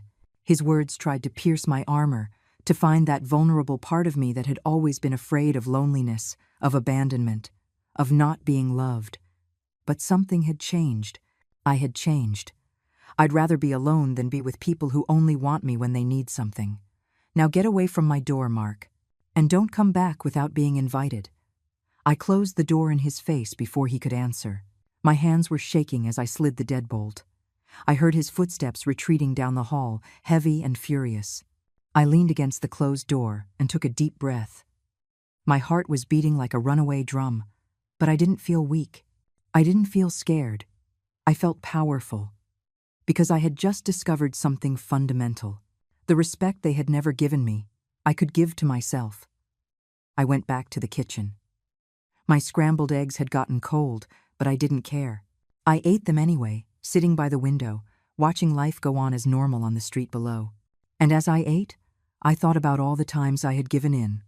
All the times I had said yes when I wanted to say no. All the times I had put others' needs before my own. Those days were over. The circus was closed, and I was no longer going to be the clown. The following days were a strange mix of peace and tension. On one hand, I felt a freedom I hadn't experienced in decades. On the other, I knew the storm was just beginning to form on the horizon. For a full week, I heard nothing from Susan or Mark. The silence was deafening, but also revealing. It confirmed what I already suspected. When there was no money involved, I simply didn't exist to them. I used that silence to do something I had put off for years, live for myself. On Monday, I went to the hair salon and got a new haircut. Nothing dramatic, just a subtle change that made me feel refreshed. The stylist, a cheerful woman named Rosa, told me I looked 10 years younger. I looked in the mirror and saw a woman who was beginning to recognize herself. On Tuesday, I went to the antique market I had always wanted to visit but never had time for. I walked among the stalls filled with objects with history, touching the old wood of the furniture, smelling the scent of used books. I bought a small, hand-painted ceramic vase, cream-colored with delicate flowers. It cost $25, and normally I would have thought it was an unnecessary expense. But that day, I bought it without guilt. On Wednesday, I called my friend Aurora, whom I had lost touch with in recent years because I was always too busy helping Susan with something. Aurora was 68, a widow like me, and lived alone in a small apartment on the other side of town. "Carol, what a surprise to hear from you. I thought you'd forgotten about me," she said in that warm tone she always had. "Forgive me, Aurora. I've been lost for a long time. Are you okay? You sound different." And then, without planning to, I told her everything. The canceled party, the hurtful message, the years of financial help, my decision to turn off the money faucet. It all came out of me like a flood that had been held back for too long. Aurora listened in silence, and when I finished, she sighed deeply. "Oh, Carol, You should have done this years ago. I told you, remember? About 5 years ago, when you told me you'd paid the down payment on their house. I told you, you have to set boundaries. I know, you were right, but I was afraid. Afraid of what? Of losing them? Of being alone? But my dear friend, did you really have them? Because from what you're telling me, they were never there for you. Only your money was. Her words were a necessary reality check. Aurora had that ability to speak uncomfortable truths with love. Come over for coffee tomorrow, she said before hanging up. We have a lot to talk about, and I have a lot to tell you too. Life doesn't end at 70, Carol. It's just beginning. I hung up the phone feeling lighter. Having an ally, someone who understood me without judgment, was something I didn't know how much I needed until that moment. On Thursday afternoon, as I was getting ready to visit Aurora, the second attack came. This time it wasn't Mark at my door. It was something much more painful. The doorbell rang at 3 o'clock in the afternoon. When I opened it, Chloe was standing there. My granddaughter. My beautiful, 22-year-old granddaughter, with her big eyes that had always reminded me of her grandfather, my late husband. Her hair was pulled back in a ponytail, and she was wearing jeans and a sweatshirt from her university. She looked tired, with dark circles under her eyes. "Grandma," she said softly. My heart clenched in my chest. Of all the people who could come to attack me, she was the one who had the power to make me doubt my decision. "Chloe, my love, please, come in." We went into the living room and sat on the sofa. I offered her water, coffee, something to eat, but she shook her head. She was nervous, fidgeting with her hands in her lap. "Grandma, I came to talk to you about what happened. Did your parents send you?" She hesitated for a moment, and that hesitation gave me the answer. "Mom is really upset. She says you stopped paying for my college and that I'm going to fail this semester. Dad says you've become selfish overnight." I felt the anger start to boil up inside me again. Of course they had sent her. They knew Chloe was my weak spot, my Achilles heel. "Chloe, look at me." I waited for her to look up. "What do you think?" I don't know what to think, Grandma. I'm confused. Mom says you canceled her party out of spite, and now you're punishing all of us. Is that what she told you? That it was just a party?" Chloe nodded slowly. I took a deep breath before speaking. I had to be careful. I didn't want to use my granddaughter as a weapon against her parents, but I also wasn't going to let them paint me as the villain. "Chloe, do you know how many years I've been paying for your college?" 4 years. "And do you know how much I've paid in total?" She shook her head, biting her lower lip.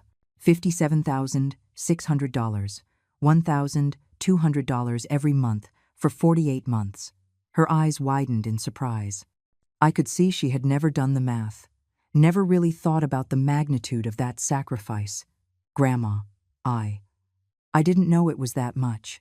Not only that, my love, your entire childhood, I took care of you without ever getting paid a cent. 5 full years of being your full-time nanny while your parents worked. Do you know how much a nanny costs?" Chloe started to shake her head, tears welling up in her eyes. "I also paid for your mother's college.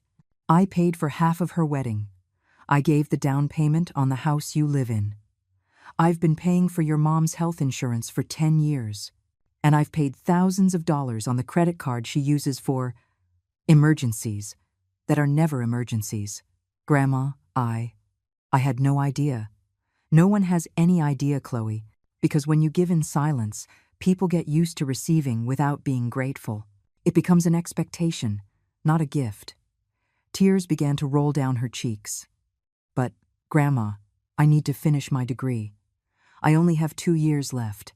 If I lose this semester, I'll fall behind." "I know, my love, and I don't want you to lose your education. But why does it have to be my responsibility? Your parents work. They both earn good salaries. They can pay for your university. They say they can't, that they don't have enough. Chloe, your father has a new car that cost $45,000. A luxury car he bought 6 months ago. Your mother just took a trip to Cancun with her friends that cost $3,000.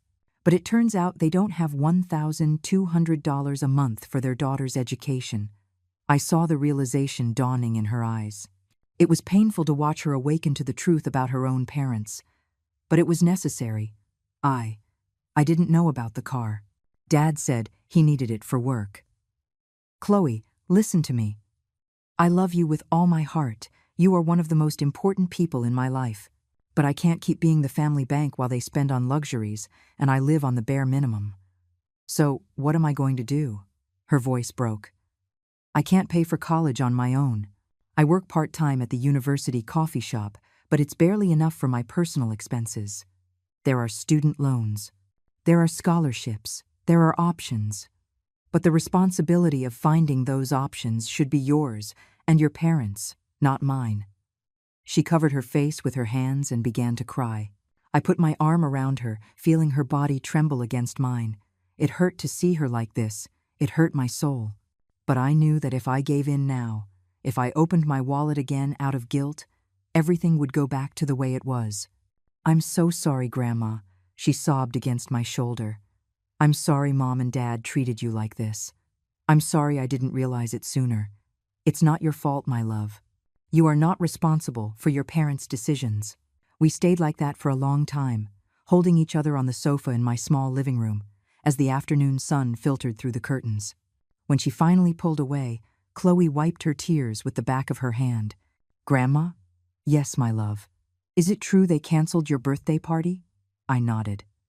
Mom said it was because they didn't have time, but Dad said something about it being an unnecessary expense. Your mom called it that circus. And your dad said I wasn't at an age for parties anymore. Chloe closed her eyes tightly, as if the words physically pained her. That's horrible. I can't believe they said that. Well, they did. She was silent for a moment, then looked at me with determination. Grandma, I didn't just come here because they sent me. I also came because I wanted to apologize. I knew about your party. Mom told me they were going to cancel it, and I didn't say anything. I didn't defend you, and that makes me just as guilty as they are. Her words moved me deeply. To see that level of maturity and honesty in someone so young gave me hope. Chloe, the fact that you are here, saying this, already means so much to me. No, Grandma, it's not enough. I've been part of the problem. I've accepted your money without questioning it, without truly thanking you, without thinking about what it means to you. You're my granddaughter.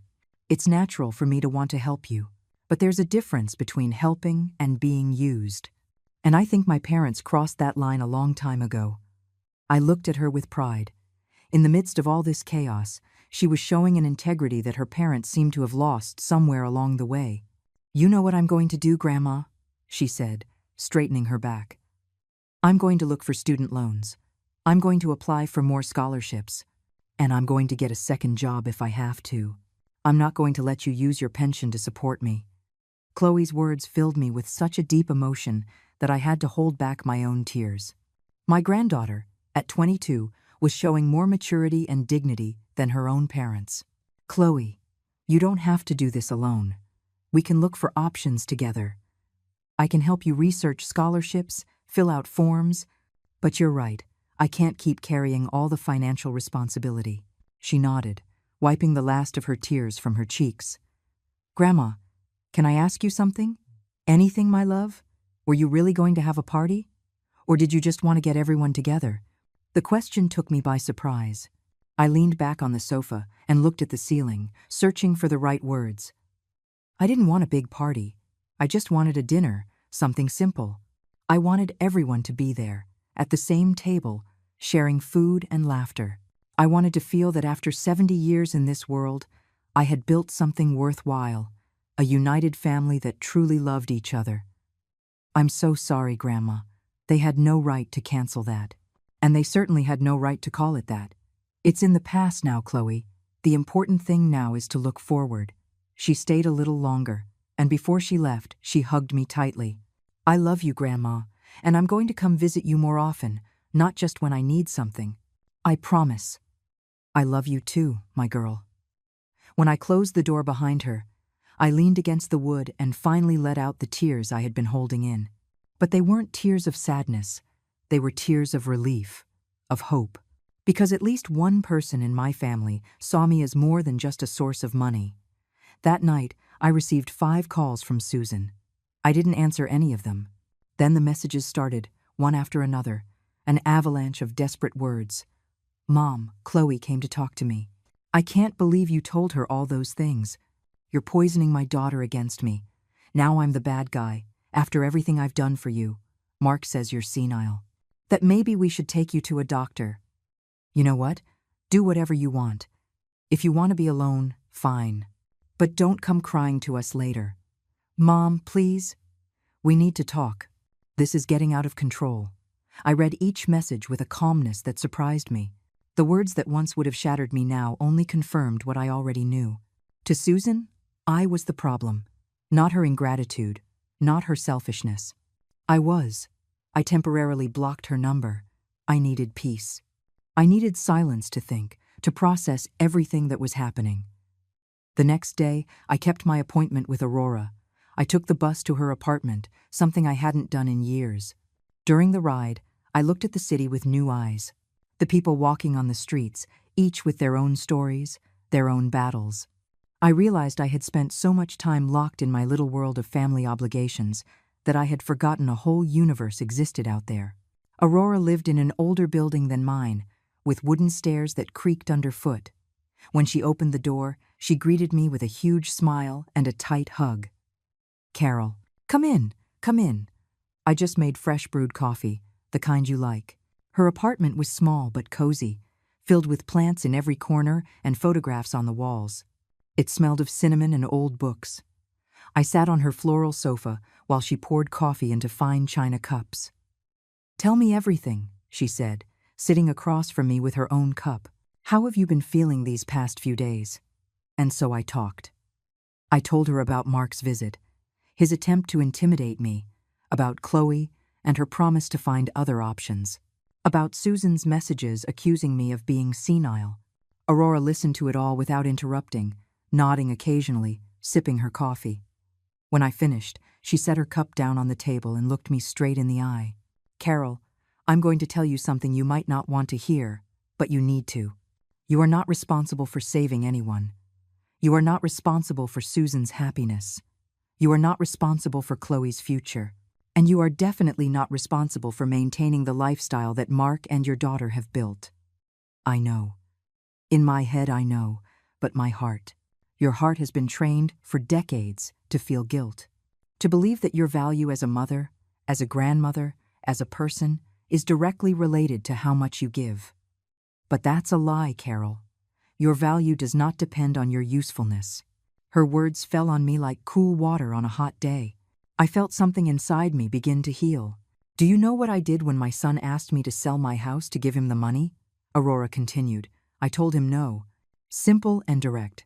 He got angry, stopped speaking to me for 6 months. But you know what? He came back. And when he came back, he had learned to value me, not just my money. What if Susan never comes back? Then you will have learned something very important, that true love can't be bought. And if she was only with you for what you could give her, then she was never really with you at all. We sat in silence for a moment, letting those truths settle between us. Carol, you are 69 years old. God willing, you have many more years to live. Are you going to spend them being the financial slave of your family, or are you going to live for yourself for the first time in your life? I want to live for myself, I replied, and saying it out loud, I felt a certainty that strengthened me. I want to travel. I want to read those books I've left on the shelf for years. I want to eat in restaurants without feeling guilty about the cost. I want to exist without having to justify my existence. Aurora smiled broadly. Then do it. Life is too short to live it for people who don't value you. We spent the rest of the afternoon talking about things that had nothing to do with family problems. She told me about the painting class she had started attending on Tuesdays, about the book club that met at the neighborhood library, about a trip she was planning to take to Oaxaca with a group of friends. You should come with us, she said enthusiastically. We're going in 2 months. It's 10 days, all inclusive. It costs $800. Before, I would have said no immediately. $800 was 2/3 of my monthly pension. It was an unnecessary expense, But now, with my new perspective, I saw that trip for what it really was, an investment in my own happiness. "Let me think about it," I said. But in my heart, I already knew the answer would be yes. When I returned to my apartment that afternoon, I felt renewed. It had been a simple day, without drama, without conflict. Just two friends having coffee and remembering that life could be light when you weren't carrying the weight of others' expectations. But the peace wouldn't last long. The next day, Saturday morning, I was watering my balcony plants when I heard loud voices in the hallway. Voices I recognized immediately. Susan and Mark. They were approaching my door, arguing with each other. I could hear fragments of their conversation through the door. "Let me talk, Mark. She's my mother. Your mother has become impossible. Someone needs to put her in her place. Just let me try to reason with her first." They rang the doorbell insistently. Once, twice, 3 times in a row. Then they started banging on the door. "Mom, I know you're in there. Open the door." I stood still in my living room, looking at the door as if it were a barrier between two different worlds. On the other side was my old life, full of obligations and sacrifices. On this side was my new life, the one I was just beginning to build. "Carol, open this door right now." Mark's voice sounded authoritarian, as if he had the right to demand anything from me. I didn't open it. I stayed there, in my own space, protecting my newfound peace. The banging continued for another 5 minutes. Then I heard Susan talking to someone on the phone, probably trying to call me. My phone, still on silent, vibrated on the table. "She's not opening." "Maybe she's not home," I heard Susan say. "Oh, she's in there, ignoring us on purpose," Mark replied resentfully. "This is ridiculous. I'm going to have to get an emergency key from the building manager. Leave her. If she wants to play at being important, let her. She'll see when she really needs us." Their footsteps faded down the hall, and I could finally breathe normally.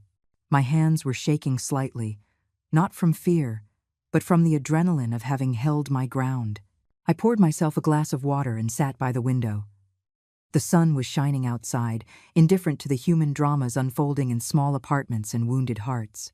I picked up my phone and unblocked Susan's number, not because I wanted to talk to her, but because I wanted to see what she had to say.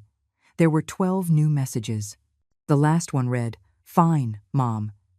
If this is how you want things to be, so be it. But remember that you chose this. You chose money over your family." I read that message several times, feeling how each word tried to twist inside me like a venomous snake. They wanted to make me feel guilty. They wanted me to believe this was all my fault, but it wasn't going to work anymore. I wrote a reply, short and clear. "I didn't choose money over family, Susan. I chose my dignity over being used. There's a big difference." I sent the message and put my phone back on silent, because I had learned something fundamental in these last few days. Silence could be more powerful than 1,000 words. And sometimes, the best response was to simply keep living, keep moving forward, without letting the poison of others contaminate my peace. The next 2 weeks passed in a tense calm. Susan and Mark didn't show up at my door again, but the messages continued to arrive sporadically. Some were attempts at emotional manipulation, others were veiled threats, and some were simply reminders of bills that I supposedly had to pay. I ignored every one of them. Instead, I focused on something I hadn't done in decades, discovering myself. I started waking up earlier, not out of obligation, but because I genuinely wanted to see the sunrise from my balcony. I would make myself a coffee without rushing, without thinking about the 1,000 tasks I had to do for others. Just me, my coffee, and the silence of the morning. I signed up for the painting class Aurora had recommended. It was Tuesdays and Thursdays in the afternoon, in a small community studio 3 blocks from my house. The instructor was an older man named Antonio, with completely white hair and hands permanently stained with paint. "Art isn't about being perfect," he told us on the first day. "It's about expressing what you carry inside." I hadn't picked up a paintbrush since elementary school, more than 60 years ago, but when I started mixing the colors on the palette, when I felt the texture of the paint gliding over the canvas, something woke up inside me, something that had been dormant for a long time. I painted a sunset. The colors were imperfect, the lines shaky, but it was mine, completely mine. And when I finished it, I felt a pride I hadn't experienced in years. I also started walking. Every morning, after coffee, I'd put on my comfortable shoes and walk in the park that was 10 minutes from my apartment. I'd watch the young mothers with their babies, the old men playing chess under the trees, the dogs running freely on the grass. Life went on, beautiful and simple, without needing my sacrifice to exist. One afternoon, while walking through the market buying fresh vegetables, I ran into a neighbor from my building. Her name was Teresa. She was about 75, and she always greeted me cordially in the elevator. "Carol, how nice to see you," she said with a smile. "You look different. Did you do something to your hair?" "I just got it cut a little." "No, it's not just that. You look lighter, like a weight has been lifted from your shoulders." Her words surprised me with their accuracy. "Maybe I did get rid of a weight," I replied with a smile. "Good for you. At our age, we don't have time to carry things that don't belong to us." That simple conversation stayed with me for the rest of the day. Teresa was right. At almost 70 years old, every day was a gift, and I had been wasting that gift by carrying other people's responsibilities. But it wasn't all peace and self-discovery. There were also moments of deep pain, of doubts that would assail me in the night when everything was quiet. There was one night in particular, 2 weeks after this whole conflict began, when I woke up at 3 o'clock in the morning with a heaviness in my chest. I got up and went to the kitchen to make a tea to calm my nerves. While I waited for the water to boil, I picked up my phone. There was a message from Chloe that had arrived about an hour ago. "Grandma, are you awake? I need to talk to you." I replied immediately. "I'm awake, my love. Is everything okay?" Her reply came in seconds. "Can I call you?" "Of course." The phone rang almost instantly. I answered and heard her voice on the other end, tense and worried. "Grandma, sorry for texting you so late. I just had a terrible fight with my parents." "What happened, Chloe?" "I told them I got a student loan to cover the rest of the semester. I also applied for 3 different scholarships, and I'm waiting for a response. And I told them I got a second job. I'm going to work weekends at a bookstore." "That's wonderful, my love. I'm so proud of you." "But they got so mad. Mom said I was playing your game, that I was being manipulated by you. And Dad said it was ridiculous for me to work so much when I have a grandmother with money who could help me." I felt that familiar anger start to boil in my stomach. "Chloe, listen to me. You are not being manipulated. You are being responsible.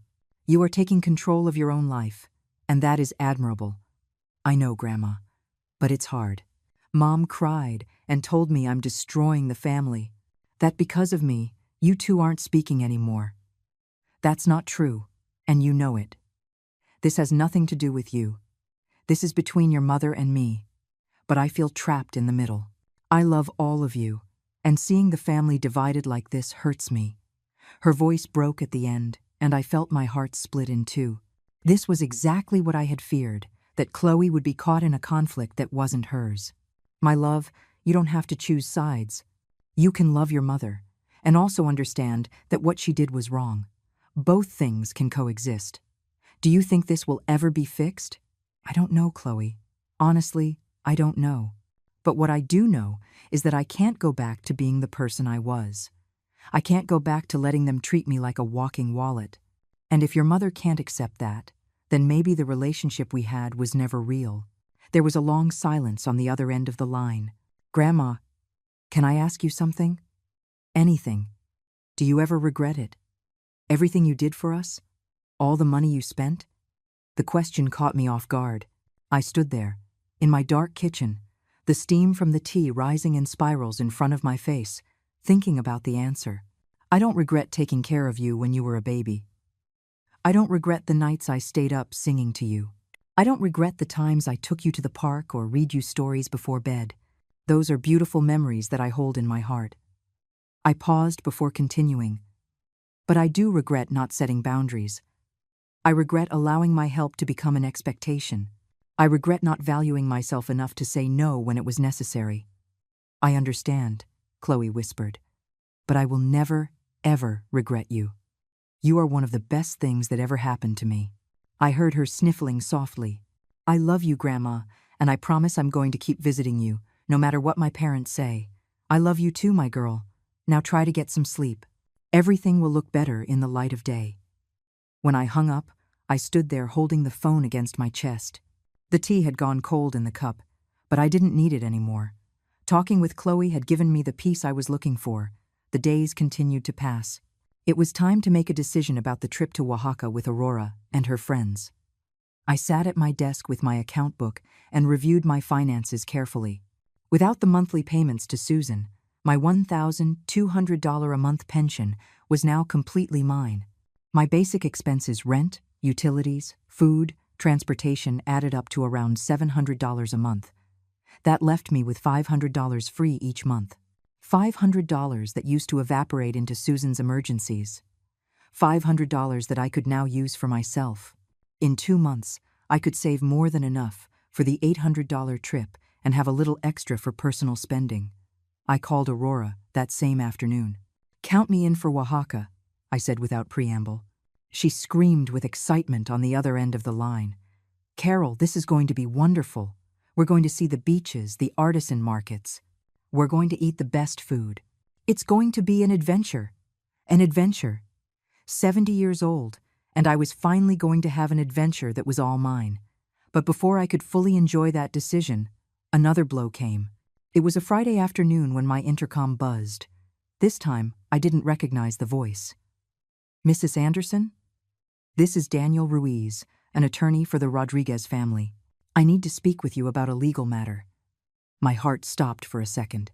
A lawyer? Had Susan gone that far? "What is this about?" I asked, my voice trembling. "I would prefer to discuss it in person, ma'am. It will only take a few minutes." Against my better judgment, I buzzed him in. When I opened the door, a man in his 40s, dressed in a dark suit and carrying a leather briefcase, was standing in front of me. "Mrs. Anderson, I'm sorry to bother you. I'm here representing your daughter, Susan Rodriguez, and her husband, Mark Rodriguez. What do they want now?" He pulled some papers from his briefcase. "My clients have informed me that you unilaterally canceled several financial arrangements you had established with them, specifically the payment for your granddaughter's university education and the use of an additional credit card. Those weren't legal arrangements. That was me helping my family out of my own free will." "I understand, ma'am. However, my clients argue that these payments were made consistently for years, creating a reasonable expectation of continuation. They have structured their personal finances based on this aid." I couldn't believe what I was hearing. They were threatening me with legal action for stopping giving them money? "Tell your clients that there is no legal obligation on my part. I signed no contract. I have no debt to them. And if they want to take this to court, go ahead. But I assure you, a judge will see this for exactly what it is. A greedy family trying to extort an elderly woman." The lawyer's expression changed. I could see he hadn't expected me to respond with such firmness. "Mrs. Anderson, no one is talking about extortion. My clients simply want to reach an agreement." "What kind of agreement?" "They propose that you continue with at least the payment of your granddaughter's university tuition until she graduates. It's only 2 more years. In exchange, they will not seek any type of legal compensation for the money they've already invested in expectation of your continued support." I stared at him, feeling my disbelief turn into a cold, controlled anger. "Get out of my house," I said in a low but firm voice. "Ma'am, please, be reasonable," I said. "Get out of my house, now." He quickly gathered his papers and headed for the door.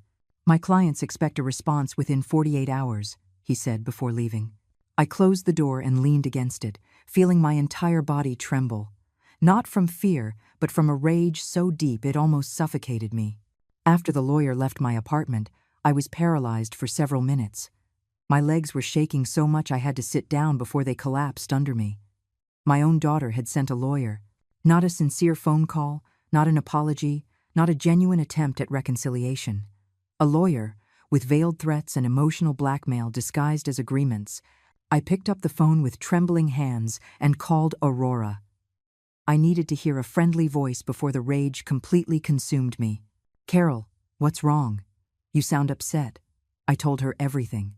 Every word the lawyer said, every implicit threat, every attempt at legal manipulation. When I finished, There was a long silence on the other end of the line.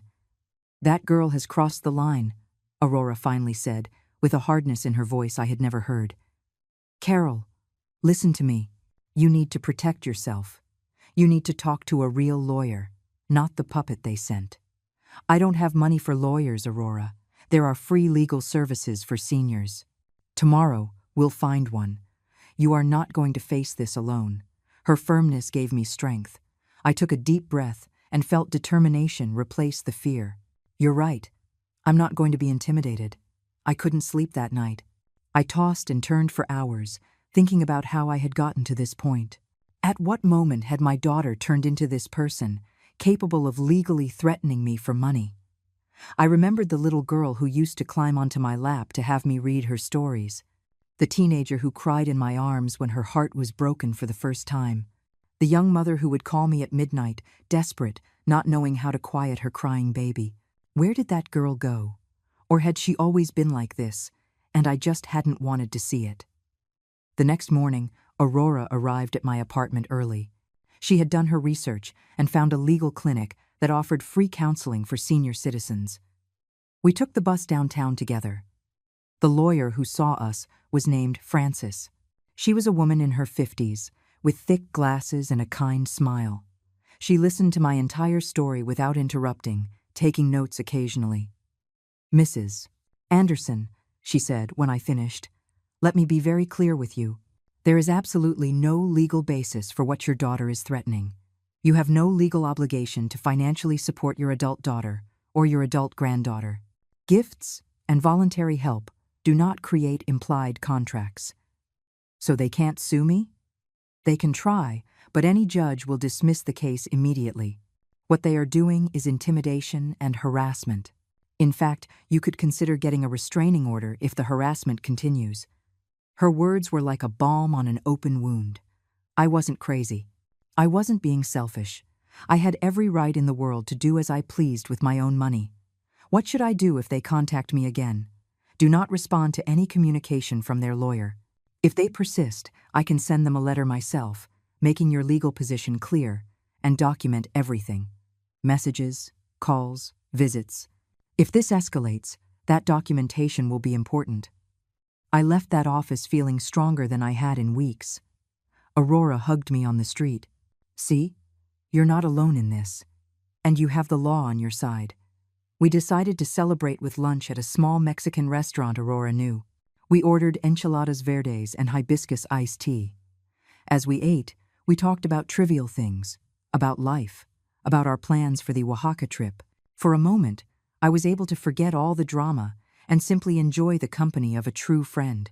When I returned to my apartment that afternoon, there was an envelope under my door. I picked it up with shaky hands. It was a handwritten letter. I recognized the handwriting immediately. It was from Chloe. "Dear Grandma," it began. "I don't know how to start this letter except by saying, I'm sorry. I'm sorry for everything that's happening. I'm sorry my parents have gone this far. When I found out they sent a lawyer to your house, I was so ashamed and furious." I kept reading, tears beginning to blur my vision. "I want you to know that I don't agree with any of this. I told them they are being cruel and unfair. I had a terrible fight with them. Dad told me that if I kept taking your side, I would have to find somewhere else to live. So that's exactly what I'm going to do." My heart stopped. I found a room in a shared house with other students. It's small, but it's mine. I'm moving out next weekend. I don't want to keep living in a house where people I love are treated like this. I know this will be hard financially, but I'd rather struggle on my own than be a part of this. I had to sit down to keep reading. "Grandma, you taught me by your example what it means to have dignity. You taught me that true love isn't measured in dollars, and now I see that my parents forgot that lesson, or maybe they never learned it, but I did. I love you not for what you can give me, but for who you are. And I will always be on your side. Your adoring granddaughter, Chloe." The tears were rolling freely down my cheeks now. My granddaughter, my beautiful granddaughter, was leaving the comfort of her home on principle, for me, for what was right. I picked up the phone and called her immediately. "Grandma?" She answered softly. "Chloe, I just read your letter. Are you upset?" Upset? My love, I am proud. Prouder than words can express. But I don't want you to sacrifice your comfort for this. It's not a sacrifice, Grandma. It's a choice. And it's the right one. Do you need help with the move? With the initial expenses? Grandma, no. This is something I need to do on my own. But I would love for you to come see my new room once I'm settled. Nothing would make me happier.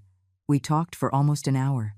She told me about her roommates, about how she was organizing her work and study schedules, about the scholarships she was waiting to hear about. Every word confirmed what I already knew. She was going to be fine. She was strong, she had integrity, she was everything a grandmother could hope for in her granddaughter. When we hung up, I sat on my sofa, looking out the window as the sun began to set. The golden afternoon light filled my small living room, making everything glow with a soft warmth. I thought about everything that had happened in the last few weeks. The betrayal, the pain, the anger, but also the awakening. The rediscovery of myself, the new and strengthened friendships, the freedom of living without carrying the weight of others' expectations. And now this, my granddaughter, showing me that my example had not been in vain, that at least one person in my family had understood the message, that dignity and self-love were not empty concepts, but pillars upon which to build a life. Another 3 weeks passed without any attempt from Susan to contact me.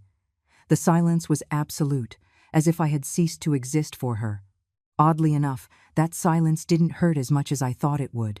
It was liberating, like taking off a shoe that had been pinching you for years. Aurora and I became inseparable. We saw each other at least 3 times a week, sharing coffees, walks in the park, visits to the market. She introduced me to her other friends from the travel group. Frances, a retired elementary school teacher with a contagious laugh, and Teresa, the widow who had traveled halfway around the world after her husband passed. Life after 60 is like a second birth, Teresa told me one afternoon as we drank tea on her balcony. You don't have to prove anything to anyone anymore. You can finally be who you always wanted to be. Her words resonated deeply with me. The painting class became my favorite refuge. Antonio, the instructor, noticed that I always painted landscapes with open horizons, beaches, mountains, roads that disappeared into the distance. You're looking for freedom in your art, he told me one day, observing my latest work. I see it in every brushstroke. He was right. I was looking for freedom, and slowly, I was finding it. I helped Chloe move on a sunny Saturday. Her new room was small, with barely enough space for a twin bed, a desk, and a closet. But when I saw her eyes light up as she organized her books on the shelf, I knew she had made the right decision. It's perfect, Grandma. It's all mine. I gave her a new set of sheets and some small plants for decoration. Not much, just enough to let her know I was there for her, while still respecting her independence. Grandma, can I tell you something? She said as we took a break, sitting on her new bed. Of course, my love. Mom came to see me 2 days ago. She begged me to come home. She said this was all a misunderstanding, that they missed me, that the house felt empty without me. And what did you say? I asked her if she had talked to you, if she had apologized to you, if she had tried to fix things. Chloe paused, looking at her hands. She got quiet. And that's when I knew she didn't really miss me. She just wanted to control me. I'm so sorry, Chloe. I know this must be hard for you. It is hard, but it's also necessary. For the first time in my life, I'm seeing my parents clearly. And I don't like what I see. I hugged her, feeling her pain, but also admiring her strength. The days continued their quiet course. I established a routine that filled me with satisfaction. Waking up early, walking in the park, eating breakfast without rushing, painting or reading in the afternoons, cooking simple meals that I enjoyed just for myself. I discovered small pleasures I had forgotten. The taste of freshly brewed coffee without thinking about the day's chores. The sound of rain against the window without worrying about anyone else. The silence of the night without waiting for urgent calls. One afternoon, while browsing a cookbook in the bookstore where Chloe worked, I received a call from an unknown number. I hesitated to answer, but something told me to. Mrs. Anderson? It was a woman's voice I didn't recognize. Yes, who is this? My name is Clara. I'm the mother of one of your granddaughter Chloe's roommates. My heart sped up. Is everything all right? Did something happen to Chloe? No, no, she's perfectly fine. Actually, I'm calling you for another reason. Chloe told me about your family situation, and well, I wanted to tell you something. Yes? I went through something similar about 10 years ago. My children treated me like a walking bank. Whatever I gave was never enough. Until one day, like you, I decided that enough was enough. And what happened? It was awful at first. I felt guilty, alone, like the worst mother in the world. But over time, something changed. My children had to learn to be responsible, and when they finally came back to me, they did it with genuine respect, not with their hands held out. Her words gave me hope. How long did it take? 2 years. They were 2 hard years, I'm not going to lie. But in the end, I got back both my dignity and my children. Only this time, the relationship was real. Thank you for calling me. You don't know how much I needed to hear this. Your granddaughter speaks about you with so much love and admiration. I just wanted you to know that you are doing the right thing, even though it hurts. When I hung up, tears were streaming down my cheeks, but they were tears of relief. I wasn't crazy. I wasn't being cruel. I was being strong. The trip to Oaxaca was approaching. I already had the $800 saved, my suitcase packed, and an excitement I hadn't felt in decades. It would be my first time traveling, without having to worry about anyone else, without having to answer urgent calls, without feeling guilty for spending on myself. 3 days before the trip, the communication I had been both expecting and dreading finally arrived. Susan appeared at my door on a Tuesday afternoon, alone, without Mark. When I opened the door and saw her standing there, I noticed she looked different, thinner, with dark circles under her eyes, her hair without its usual luster. "Mom," she said simply. We just looked at each other for a long moment. I said nothing, waiting for her to take the initiative. Finally, she spoke again. "Can we talk?" I stepped back, allowing her to enter. She sat on the sofa, in the same spot she used to sit as a child. I sat in the chair across from her, maintaining some distance. "I don't know how to start," she said, looking at her hands. "Start wherever you need to." Chloe left the house. You knew. I know. I helped her move. Something flashed across her face. Pain, jealousy, resentment? Of course. Of course you knew. Now she's your ally, and I'm the villain. No one said you were a villain, Susan. But you were unfair. Unfair? Mom, you cut off all financial support overnight.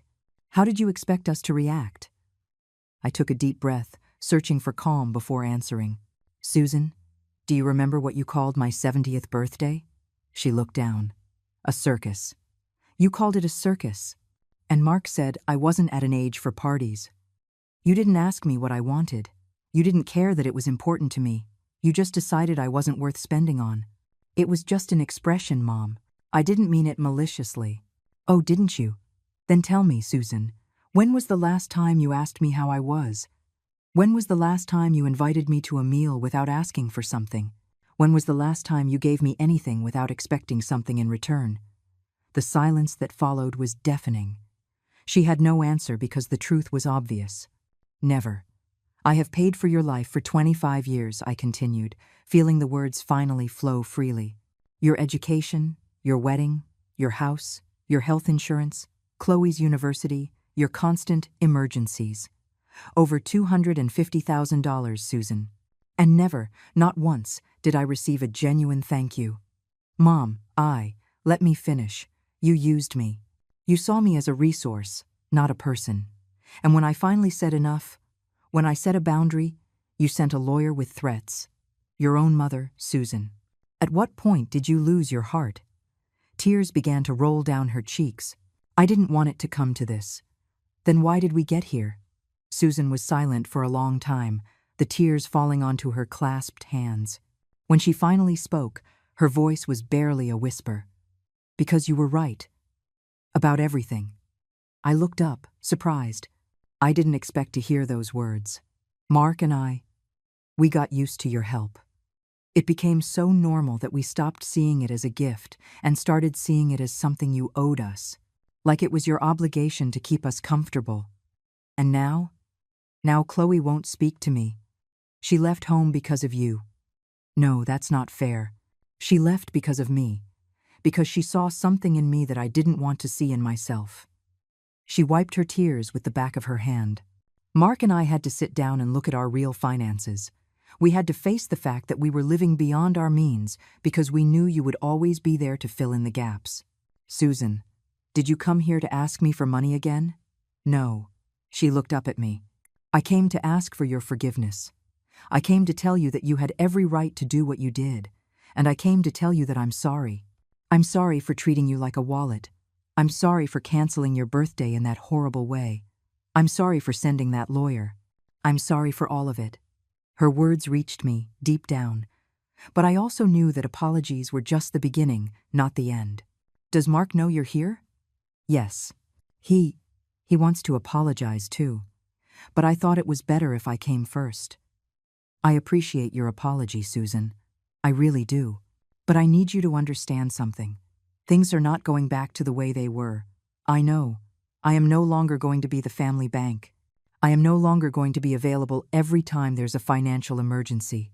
I am going to live my life with what I have, and you are going to have to live yours. I understand, Mom. And that's okay.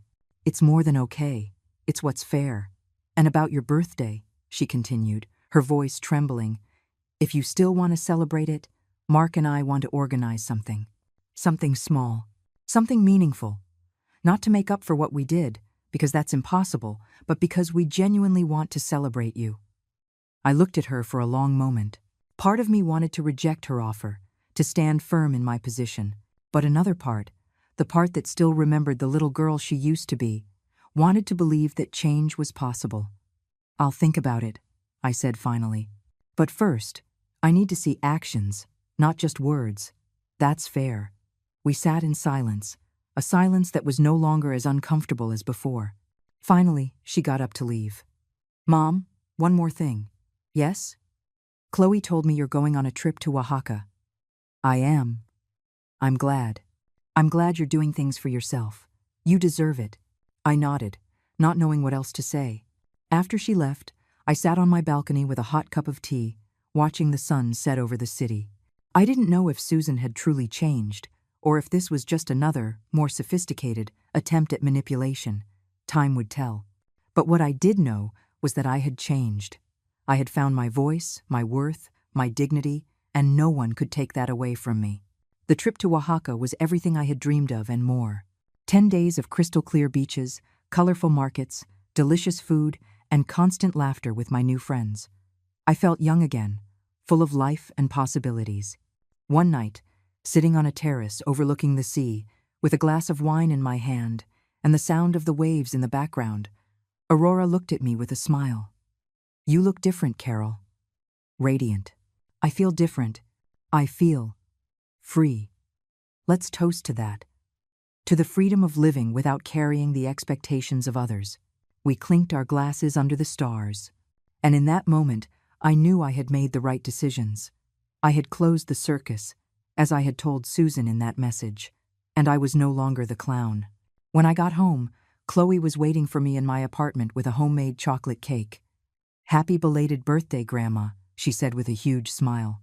My love, my birthday was 2 months ago. I know, but we never celebrated you properly, so I figured it's never too late to celebrate the strongest woman I know.